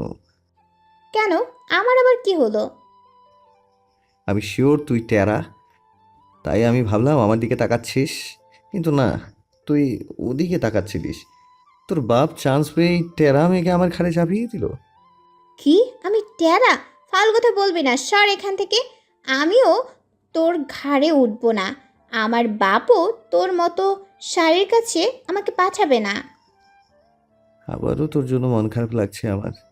দেশে কোনো ছেলে পাইলি না, অবশ্য পাবি বা কিভাবে? তোর মতো পাগল মেয়েকে কে বা বিয়ে করে নিজের জীবনকে ধ্বংসের মুখে ফেলতে চাইবে বল? অবশেষে তোর কপালে মানুষ নয় একটা ষাঁড় জুটলো। So sad. হ্যাঁ বুঝি, তুই ষাঁড়ের সাথে থাকতে পারবি? ভাইয়ার কথায় অবাকের সপ্তম আকাশে পৌঁছালাম আমি। কি বলছে এসব? নিজেকে মুহূর্তেই সার বানিয়ে এখন আমায় অপমান করছে। ভাইয়ার দিকে রেগে মেগে তাকিয়ে আছি আমি। আচ্ছা যা, বাদ দে, তাড়াতাড়ি নিচে আয়, দেরি হয়ে যাচ্ছে। আরও এক সেকেন্ডও না দাঁড়িয়ে নিচে চলে গেলাম ভাইয়া। আমিও রেডি হয়ে চলে গেলাম। ফুচকার দোকানের সামনে দাঁড়িয়ে ফুচকা খাচ্ছি আমি। আজকে আমার পছন্দ মতো সব খাওয়াবে ভাইয়া। সেদিন আমাকে না খাইয়ে নিজে খেয়েছিল, আর আজ আমি খাচ্ছি আর ও শুধু চেয়ে চেয়ে দেখে যাচ্ছে। অনেকবার বলা সত্ত্বেও খায়নি ও, তাই একা একাই খাচ্ছি। এই ভাইয়া, তুই আজকে ভার্সিটি আসবি আমায় বলিসনি তো আগে? ভার্সিটি যাচ্ছি, কিছু কাজ আছে সেজন্য। ভেবেছিলাম তুই যাবি না, তাই বলিনি। পরে দেখলাম তুইও যাচ্ছিস, তাই সাথে করে নিয়ে এলাম। ও, সবসময় তো কাজের থেকে বেশি অকাজই করিস। তাহলে আজ কি এমন কাজ আছে তোর? অনেক বড় একটা কাজ আছে আমার, ওটা সিক্রেট, তোকে বলা যাবে না। সময় হলে ঠিক জেনে যাবি। শোন, কলেজে খুব সাবধানে থাকবি। রাতুলের সহযোগীরা আবার তোর ক্ষতি করার চেষ্টা করতে পারে। আর মনেই বলে উঠলাম আমি। আমার আবার কিসের ভয়? আমার কাছে রোদ থাকতে কারোর সাহস হবে না আমাকে কিছু করার। সবাই জানে রোদের প্রাণ থাকতে রোজের কিছু হতে দেবে না। কথাগুলো বলেই জিহ্বায় কামড় দিলাম আমি। এত ভরসা করিস আমায়, কিন্তু সেদিন আমি তোর ভরসার মূল্য দিতে ব্যর্থ হয়েছি। আমি বাঁচাতে পারছিলাম না। ওই সময় যদি সিয়াম নাহিদ না থাকতো তাহলে কি যে হতো। সেদিন আমাকে বাঁচাতেই তুই মরতে মরতে বেঁচে গেছিস, তাহলে এসব বলছিস কেন? আমার জন্যই তোকে এত বড় বিপদে পড়তে হয়েছিল। আচ্ছা ছাড়, খারাপ সময় যত তাড়াতাড়ি সম্ভব ভুলে যাওয়া উচিত। শোন, 2 ক্লাস করে বাইরে চলে আসবি। আমরা আজকে বাইকে করে ঘুরে বেড়াবো। তোর তো বাইকে ঘোরার খুব ইচ্ছে ছিল, সেটা আজকে পূরণ করব। আমরা বাইকে ঘুরবো শুনেই খুশিতে লাফিয়ে উঠলাম আমি। সত্যি পরক্ষণেই আবারও মন খারাপ হয়ে গেল আমার। তুই অসুস্থ, তাহলে কিভাবে বাইক চালাবি? তুই আর মম আমাকে দেখছি। আচ্ছা আচ্ছা, উফ, তুই আর মম আমাকে দেখছি ভালো হতেই দিবি না।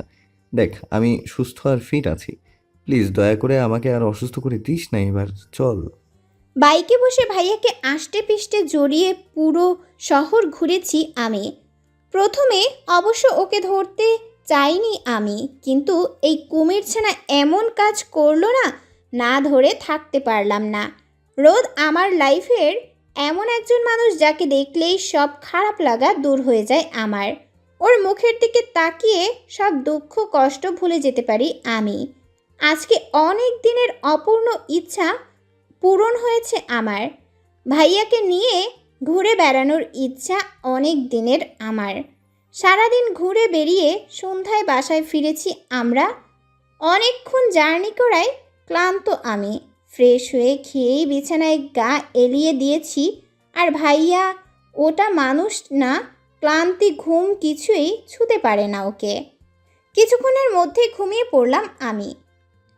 ঘুমের মধ্যে হালকা আওয়াজ কানে ভেসে আসছে আমার। আস্তে আওয়াজগুলো আমার দিকে এগোচ্ছে, এগিয়ে একদম আমার কাছেই চলে এসেছে। ঘুমু ঘুমু চোখে হালকা তাকাচ্ছি আমি, আবারও চোখ বন্ধ করে নিচ্ছি। কিছুক্ষণ পর পুরো ঘুম ভেঙে গেল আমার। সামনে তাকিয়ে অবাক হলাম আমি। এ কি, এটা তো সেই ভূত এসেছে। ওয়াও, মেঘ না চাইতেই জল এসো।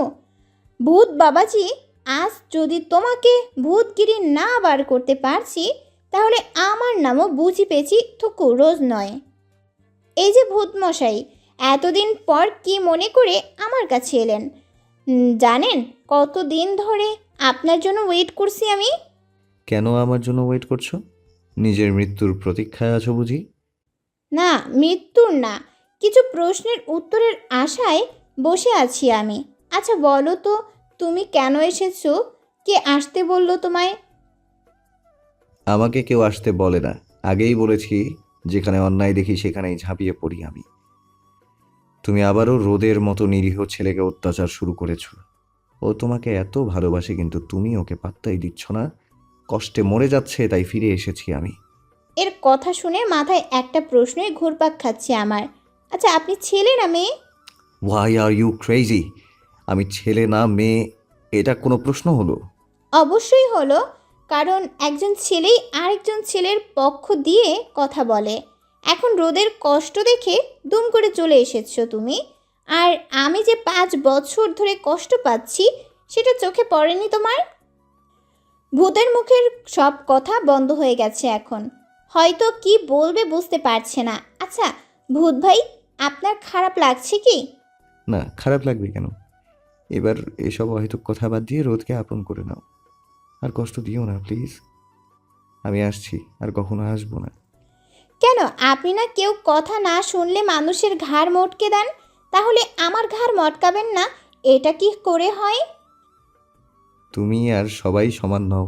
একজনের হৃৎপিণ্ড তুমি, আর সেই হৃৎপিণ্ড উপড়ে ফেলার কোনো সাধ্য নেই আমার।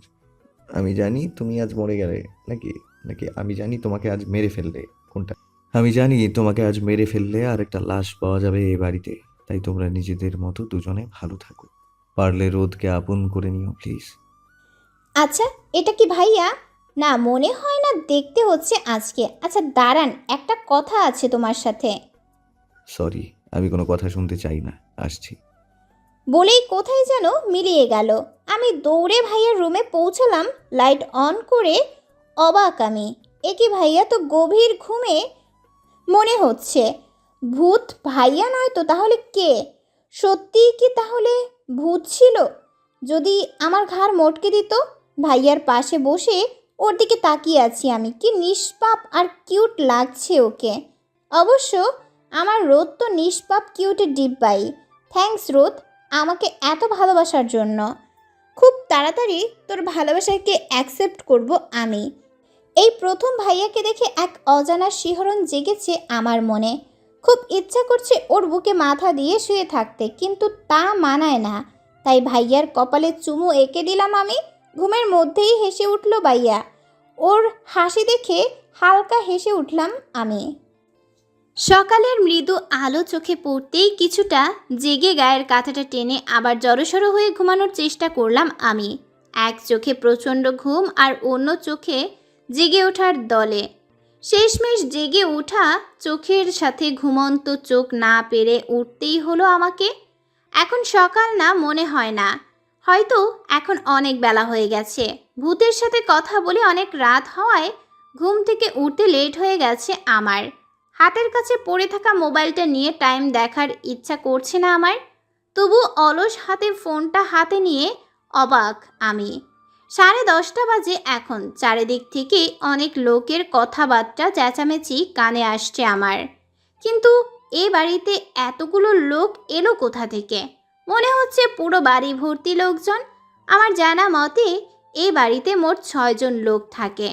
তারা তো কখনো এত চেঁচামেচি করে না। তাহলে আজকে সকালটা একদম অন্যরকম লাগছে আমার কাছে। এত বেলা হয়ে গেল, কেউ আমাকে ডাকলো না। ভাইয়া পুপ্পি কেউ না। আর কেউ না ডাকুক, ভাইয়া তো আমাকে ডাকা বা জ্বালানো উচিত ছিল। নাকি আজ নেতুকে পেয়ে সবটা ভুলে গেছে কে জানে।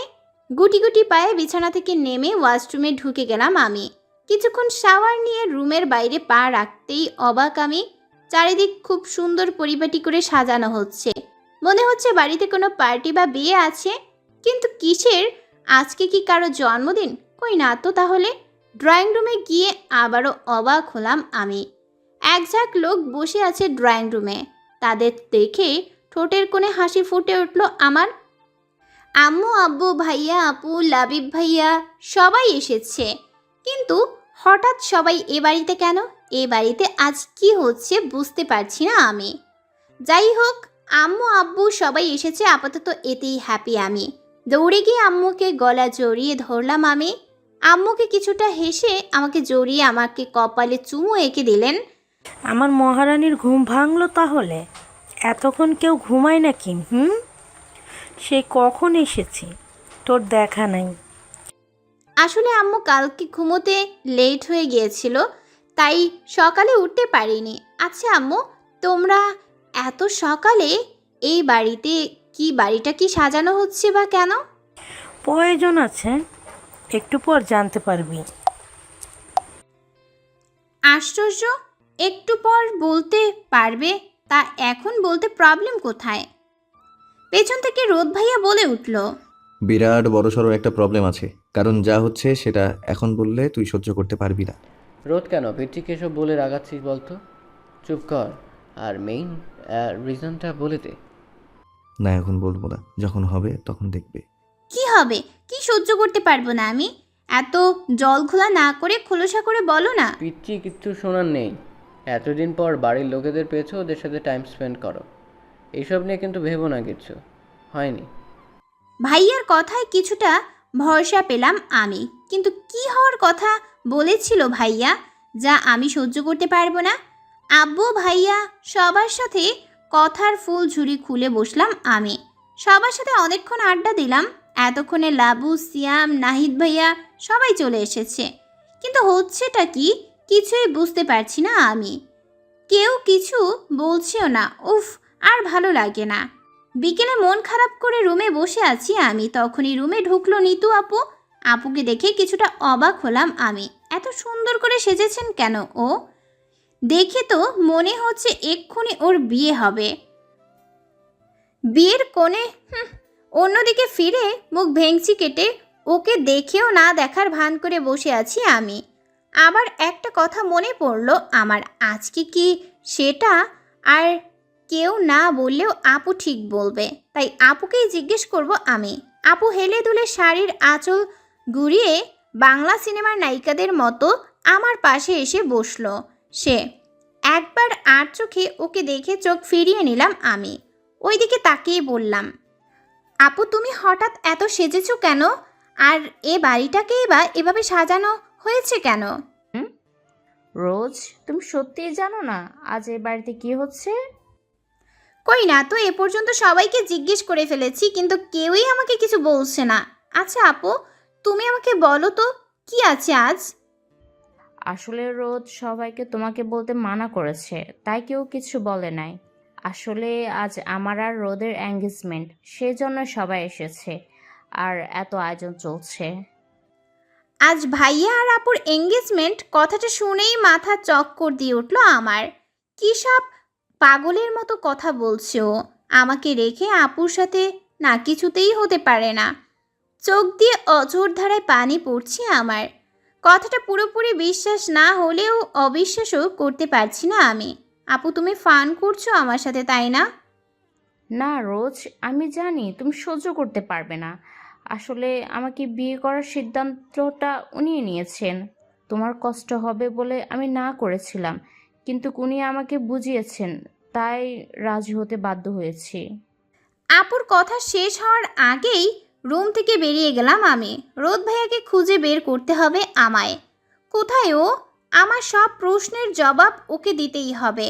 এদিক ওদিক পাগলের মতো ভাইয়াকে খুঁজে চলেছি আমি, কিন্তু কোথাও ওর দেখা নেই। লাবিব ভাইয়া আর রোদ ভাইয়া বাগানের পাশে দাঁড়িয়ে গল্প করছে ওরা। ভাইয়ের সামনে দাঁড়িয়ে আছি আমি। দুজনেই অবাক চোখে তাকিয়ে আছে আমার দিকে। হাতের উল্টো পিঠে দিয়ে চোখের পানি মুছে রোদ ভাইয়ার কলার চেপে ধরলাম আমি। আমার এমন ব্যবহারে হয়তো কারোরই কাম্য ছিল না, তাই দুজনেরই চোখ বড় বড় করে তাকিয়ে আছে আমার দিকে। বুঝি বেচি পাগল হয়ে গেলি নাকি? ছাড় আমাকে। সবাই কিভাবে দেখছে আমাদের, দেখ। এসব দেখার টাইম নেই আমার, আগে আমার সব প্রশ্নের জবাব দে। কিসের প্রশ্ন আর কিসের জবাব? ঢং করিস না। শুনলাম আজ নাকি তোর এঙ্গেজমেন্ট, তাও আবার নিতু আপুর সাথে। এটা কি সত্যি বল? পিচ্ছি পাগলামি করো না, ভাইয়ার কথা শোনো। আজ রোদের এঙ্গেজমেন্ট ঠিকই, কিন্তু নিটুর। থামো ভাইয়া। নিতুর সাথে এঙ্গেজমেন্ট হচ্ছে আমার, তাতে তোর কি? আর এই খবরটা তোর কাছে লিক করেছে কে? সবাইকে বারণ করেছিলাম তোকে জানাতে, তাহলে তোর কান অবধি কথাটা পৌঁছালো কে? ভাইয়ের কথা শুনে হাত দুটো আলগা হয়ে এলো আমার। তার মানে আপু সত্যি বলেছে। আমার ধারণাই ঠিক, ভাইয়া আমাকে ভুলে গেছে, এখন নিতুকে ভালোবাসে। নিজেকে এখন জীবন্ত লাশ মনে হচ্ছে আমার। এবার হয়েছে শান্তি তোর? তখনই বলেছিলাম সহ্য করতে পারবি না, যখন হবে তখন দেখতে পারবি। ধৈর্য বলে যে একটা জিনিস আছে সেটা মানতে নারাজ তুই। নে এখন সামলা। ভাইয়া তুই সত্যি বলছিস? আমার মুখ দেখে কি মনে হয় মিথ্যা বলছি আমি? না, মিথ্যা মনে হচ্ছে না আমার। যখন কথাটা শুনেছিলাম তখন ভেবেছিলাম হয়তো সব ভুল, মিথ্যা, তাই ছুটে এসেছিলাম তোর কাছে। কিন্তু না, এখন বুঝতে পারছি কথাগুলো মিথ্যা নয়, সত্য। আচ্ছা, তুই যদি নিতুকেই বিয়ে করবি তাহলে আমার সাথে ভালোবাসার অভিনয় করলি কেন? কেন ঠকালি আমায়? রোদ, কেন এসব বলছিস? দেখেছিস মেয়েটা কত কষ্ট পাচ্ছে? এত হেয়ালি না করে বলে দে সবটা। কারণ তুই বারবার আমাকে ফিরিয়ে দিয়েছিস, কখনো আমাকে বুঝিসনি। সব সময় কষ্টই দিয়ে গেছিস, কখনো সুখ দিতে পারিসনি। তোকে আমি ঠকাইনি বুঝি, আর অভিনয়ও করিনি। যেখানে তুই আমার ভালোবাসাকে অ্যাকসেপ্টই করিসনি, সেখানে ঠকানোর প্রশ্নই আসছে কোথা থেকে? ভাইয়া এত সহজে কি করে কথাগুলো বলতে পারছে? কই আমি তো সহজভাবে নিতে পারছি না। কত কষ্ট হচ্ছে মানতে পারছি না আমি। উফ, কেন আমার সাথেই সবসময় এমন হয়? তাহলে তুই এই ডিসিশনটা ভেবে চিন্তেই নিয়েছিস, তাই তো? হুম, এখন ভেতরে গিয়ে রেডি হয়ে নে। আমার এঙ্গেজমেন্টে তোকেও থাকতে হবে। ভালো করে সেজে গুজে আসিস, ঠিক আছে? নিজেকে সামলে চোখের পানি মুছে নিলাম আমি। আর কাঁদবো না, কিছুতেই না। তুই যদি আমাকে ছাড়া ভালো থাকতে পারিস তাহলে যেভাবেই হোক আমিও ভালো থাকবো। ওকে ডান। তোর এঙ্গেজমেন্ট আর আমি সাজবো না, তা কি করে হয় নাকি? এমনভাবে সাজবো তুই অবাক হয়ে যাবি। শোন, একটা কথা বলছি, হয়তো সন্ধ্যার আগে তোর সাথে দেখা হবে না আমার। ততক্ষণ ভালো থাকিস। এমনিতেও আশা করি আজকের পর থেকে তুই ভালোই থাকবি, কারণ আজকের পর এই বুচি পেচি কখনো তোকে জ্বালাতন করবে না। নিতু আপুকে নিয়ে খুব সুখে থাকিস। কথা বলার সময় বারবার কথা আটকে যাচ্ছিল আমার। তবুও কথাগুলো বলে দ্রুত পায়ে ভিতরে যেতে হবে আমায়। এই পৃথিবীতে থাকার কোনো ইচ্ছে নেই। যথাসম্ভব তোর এঙ্গেজমেন্টের আগে এই পৃথিবী ছাড়তে হবে আমাকে, কারণ তোকে কারোর সাথে দেখতে পারবো না আমি। কারোর সাথে দেখার আগে মরে যাওয়াই শ্রেয়। রোদ, তুই কিন্তু কাজটা ঠিক করছিস না। পিচি এত সহজে সব কিছু মানবে না। ওর শেষের কথাগুলো খেয়াল করেছিস? আমি কিন্তু স্পষ্ট বুঝতে পারছি ও তোর উপর রেগে নিজের কোনো ক্ষতি করে দেবে। তখন তুই পস্তাবে, এই বলে দিলাম আমি। ভাইয়া চিন্তা করো না, ওর রুমে সিসিটিভি লাগানো আছে, যা করবে সব এখান থেকে দেখতে পারবে। ভাইয়া চিন্তা করো না, ওর রুমে সিসিটিভি লাগানো আছে, যা করবে সব এখান থেকে দেখতে পারবো আমরা। সিয়ামকে বসিয়ে দিচ্ছি, প্রত্যেকটা সেকেন্ড খবর পৌঁছে দিবে আমার কাছে। তুমি চিন্তা করো না, তোমার পিচ্ছির কিচ্ছু হতে দেব না আমি। 1 ঘন্টা ধরে রুমে যাওয়ার চেষ্টায় আছি আমি, কিন্তু কিছুতেই সেই সুযোগ হয়ে উঠছে না আমার। লাবু আপু আঠার মতো আমার সাথে সেটে আছে। কিছুক্ষণ পর পার্লারের লোকের সাথে ফুপ্পি জোর করে রুমে ঢুকিয়ে দিল লাবু আর আমায়। তারা সুন্দর করে 1 মণ ওজনের লেহেঙ্গা জড়িয়ে দিল আমার গায়ে। এই বিষয়গুলোতে বিরক্ত আমি, কিন্তু প্রকাশ করতে পারছি না। লাবুও খুব সুন্দর করে সেজেছে আজ। আমি সাজছি ঠিকই, কিন্তু ভেতরটা পুরে কয়লা হয়ে যাচ্ছে, যেটা কাউকে দেখাতে পারছি না। অনেকক্ষণ পর রুম ফাঁকা পেয়েছি আমি, কিন্তু তবুও কিছু করে উঠতে পারলাম না আমি। লাবিব ভাইয়া এসে হাত ধরে বাইরে নিয়ে গেল আমায়। এরা সবাই আমাকে কি পাহারা দিচ্ছে নাকি বুঝতে পারছি না আমি। যখনই একটা সুযোগ পাই তখনই কেউ না কেউ চলে আসে আমার সামনে। আজ ভাইয়া যেমন আমায় চাইছে না, তেমনি মৃত্যুও চাইছে না আমায়। এঙ্গেজমেন্ট অনুষ্ঠান শুরু হবে এক্ষুনি। ভিতরটা দুমড়ে মুচড়ে শেষ হয়ে যাচ্ছে আমার। আমার হাত ধরে দাঁড়িয়ে আছে লাবিব ভাইয়া। আঙ্কেলও এসেছেন আজকে। কিছুদিনের মধ্যে লাবু আর ভাইয়ার বিয়ে সারতে চান উনি। রাতুলেরও 4 বছরের জেল হয়েছে, ওর সহযোগীরাও ধরা পড়েছে। আপাতত আমার ছাড়া আর কারোর লাইফে কোনো প্রবলেম নেই। আমার হাত ধরে স্টেজে নিয়ে গেলেন ভাইয়া। কিছুই বুঝতে পারছি না আমি, ভাইয়া কি করতে চাইছে। আংটি হাতে দাঁড়িয়ে আছে রোদ ভাইয়া। ভাইয়ার সামনে আমাকে দাঁড় করিয়ে দিলেন উনি। রোদ ভাইয়ার দিকে তাকাতেও ইচ্ছা করছে না আমার। ভাইয়া একটা আংটির বক্স এগিয়ে দিল আমার হাতে। আমি অবাক চোখে তাকিয়ে আছি ওনার দিকে। উনি কি কিছুই জানেন না নাকি? রোদ ভাইয়া বলে উঠলেন, গাধি, মজার সিরিয়াস কথার মধ্যে মিনিমাম পার্থক্য সেটাও জানিস না? সত্যি তুই একটা পাগলি রয়ে গেলি। দেখি হাত দে। আমি হাত মুঠো করে পাথরের মতো দাঁড়িয়ে আছি। কি হচ্ছে এসব? ভাইয়া জোর করেই হাতে নিজের হাতে নিয়ে আংটি পরিয়ে দিল আমার হাতে। লাবু আমার হাতে থাকা আংটির বক্স খুলে আংটিটা ধরিয়ে দিল আমার হাতে। এটা দিয়ে আমি কি করব? পিচ্ছি এখনও পিচ্ছিই আছিস? রোদের সাথে নিতুন নয়, তোমার এঙ্গেজমেন্ট হচ্ছে। এবার আংটিটা পরিয়ে দাও প্লিজ। আর রাগ করুন না, রোদ মজা করেছে তোমার সাথে। ভাইয়ার হাতে পরিয়ে দিলাম আমি, কিন্তু কুমির ছানার দিকে একবারও তাকাইনি আমি। কেন তাকাবো আমি? শয়তান মিছিমিছি আমাকে এত কষ্ট দিল। অনুষ্ঠান শেষে সবাই বাড়ি চলে গিয়েছে। আমি আমার লাবিবা রোদদের বাড়িতেই আছি। ছাদের দোলনায় পাশাপাশি বসে আছি দুজনে। আজ লাবিবাকে অপরূপা লাগছে। ওর দিক থেকে চোখ সরাতেই পারছি না আমি। অনেক ঝড়ঝাপটার পর আজ আমরা এক হয়েছি। আমাদের রিলেশন নিয়ে কারো কোনো প্রবলেম নেই। আব্বুও হাজির। ব্যাস, আর কিছুদিন পরেই ওকে নিজের করে পাবো। কোনোরকম ভালো ভাগা দেখতে পাচ্ছি আমি। এই লাবিবা, কী এত ভাবছো তুমি? তেমন কিছু না, সব বাধা কাটিয়ে আজ আমি আপনাকে আর রোজ ভাইয়াকে পেল। যাক, অবশেষে সবাই নিজের ভালোবাসার মানুষকে পেয়ে খুশি। ঠিকই বলেছো তুমি। হেই, বলো না ভালোবাসি। ভালোবাসি, ভালোবাসি আপনাকে। থাকবেন সারা জীবন আমার পাশে? ভালোবাসবেন কি ভালো আমাকে? সারা জীবন পাশে থাকবো তোমার, ভালোবেসে। লাবিবা জড়িয়ে ধরে হাতে হাত ধরে সারা রাত কাটাবো আজ। আজকের এই সুখময় মুহূর্তটা নষ্ট করতে চাই না আমি। ওর কপালে ভালোবাসার পরশ এঁকে দিয়ে বসে আছি আমি। বাগানের চেয়ারে মন খারাপ করে বসে আছি আমি। রোদ ভাইয়া আমার পাশেই বসে আছে, কিন্তু ওর সাথে কথা বলার কোনো ইচ্ছে নেই আমার। তাই চুপচাপ বসে আছি আমি। কি হলো? কতক্ষণ চুপ করে থাকবি? কথা বলবি না আমার সাথে? যা সর, দূর হ আমার সামনে থেকে, শয়তান কুমিরছানা উগন্ডার হাতি। ছি, এভাবে নিজের উর্মি বরকে বকতে আছে নাকি? তুই আমার বর, মানি না আমি। তুই যদি আমার বর বা ভালোবাসতি তাহলে আজ আমার সাথে এমন করতে পারতিস না। যদি আমি মরে যেতাম তখন কি করতিস? আর কোনোদিনও মরার কথা মুখে আনবি না তুই। আমি জানি তুই নিজের ক্ষতি ছাড়া আর কিছু করতে পারবি না, তাই তখন তোর সাথে সব সময় কাউকে না কাউকে রেখেছি তোকে পাহারা দেওয়ার জন্য, যাতে খারাপ কিছু করার সুযোগও না পাস, বুঝলি? আচ্ছা এবার তো বল, ভালোবাসি? না কমু না।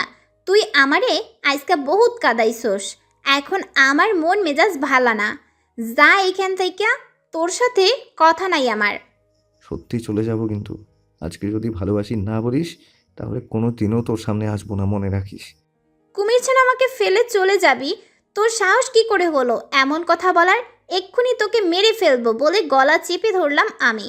তোর হাতে মরেও শান্তি আমার, মেরে ফেল। তবে মরার আগে বল না ভালোবাসি। আগে আমাকে জড়িয়ে ধর, তারপর ভেবে দেখব। পাগলি, এবার বল, বল না ভালোবাসি। জানিস আমার না খুব লজ্জা করছে, কথাটা পেটে আসছে তো মুখে আসছে না, কি করে বলবো? লজ্জা?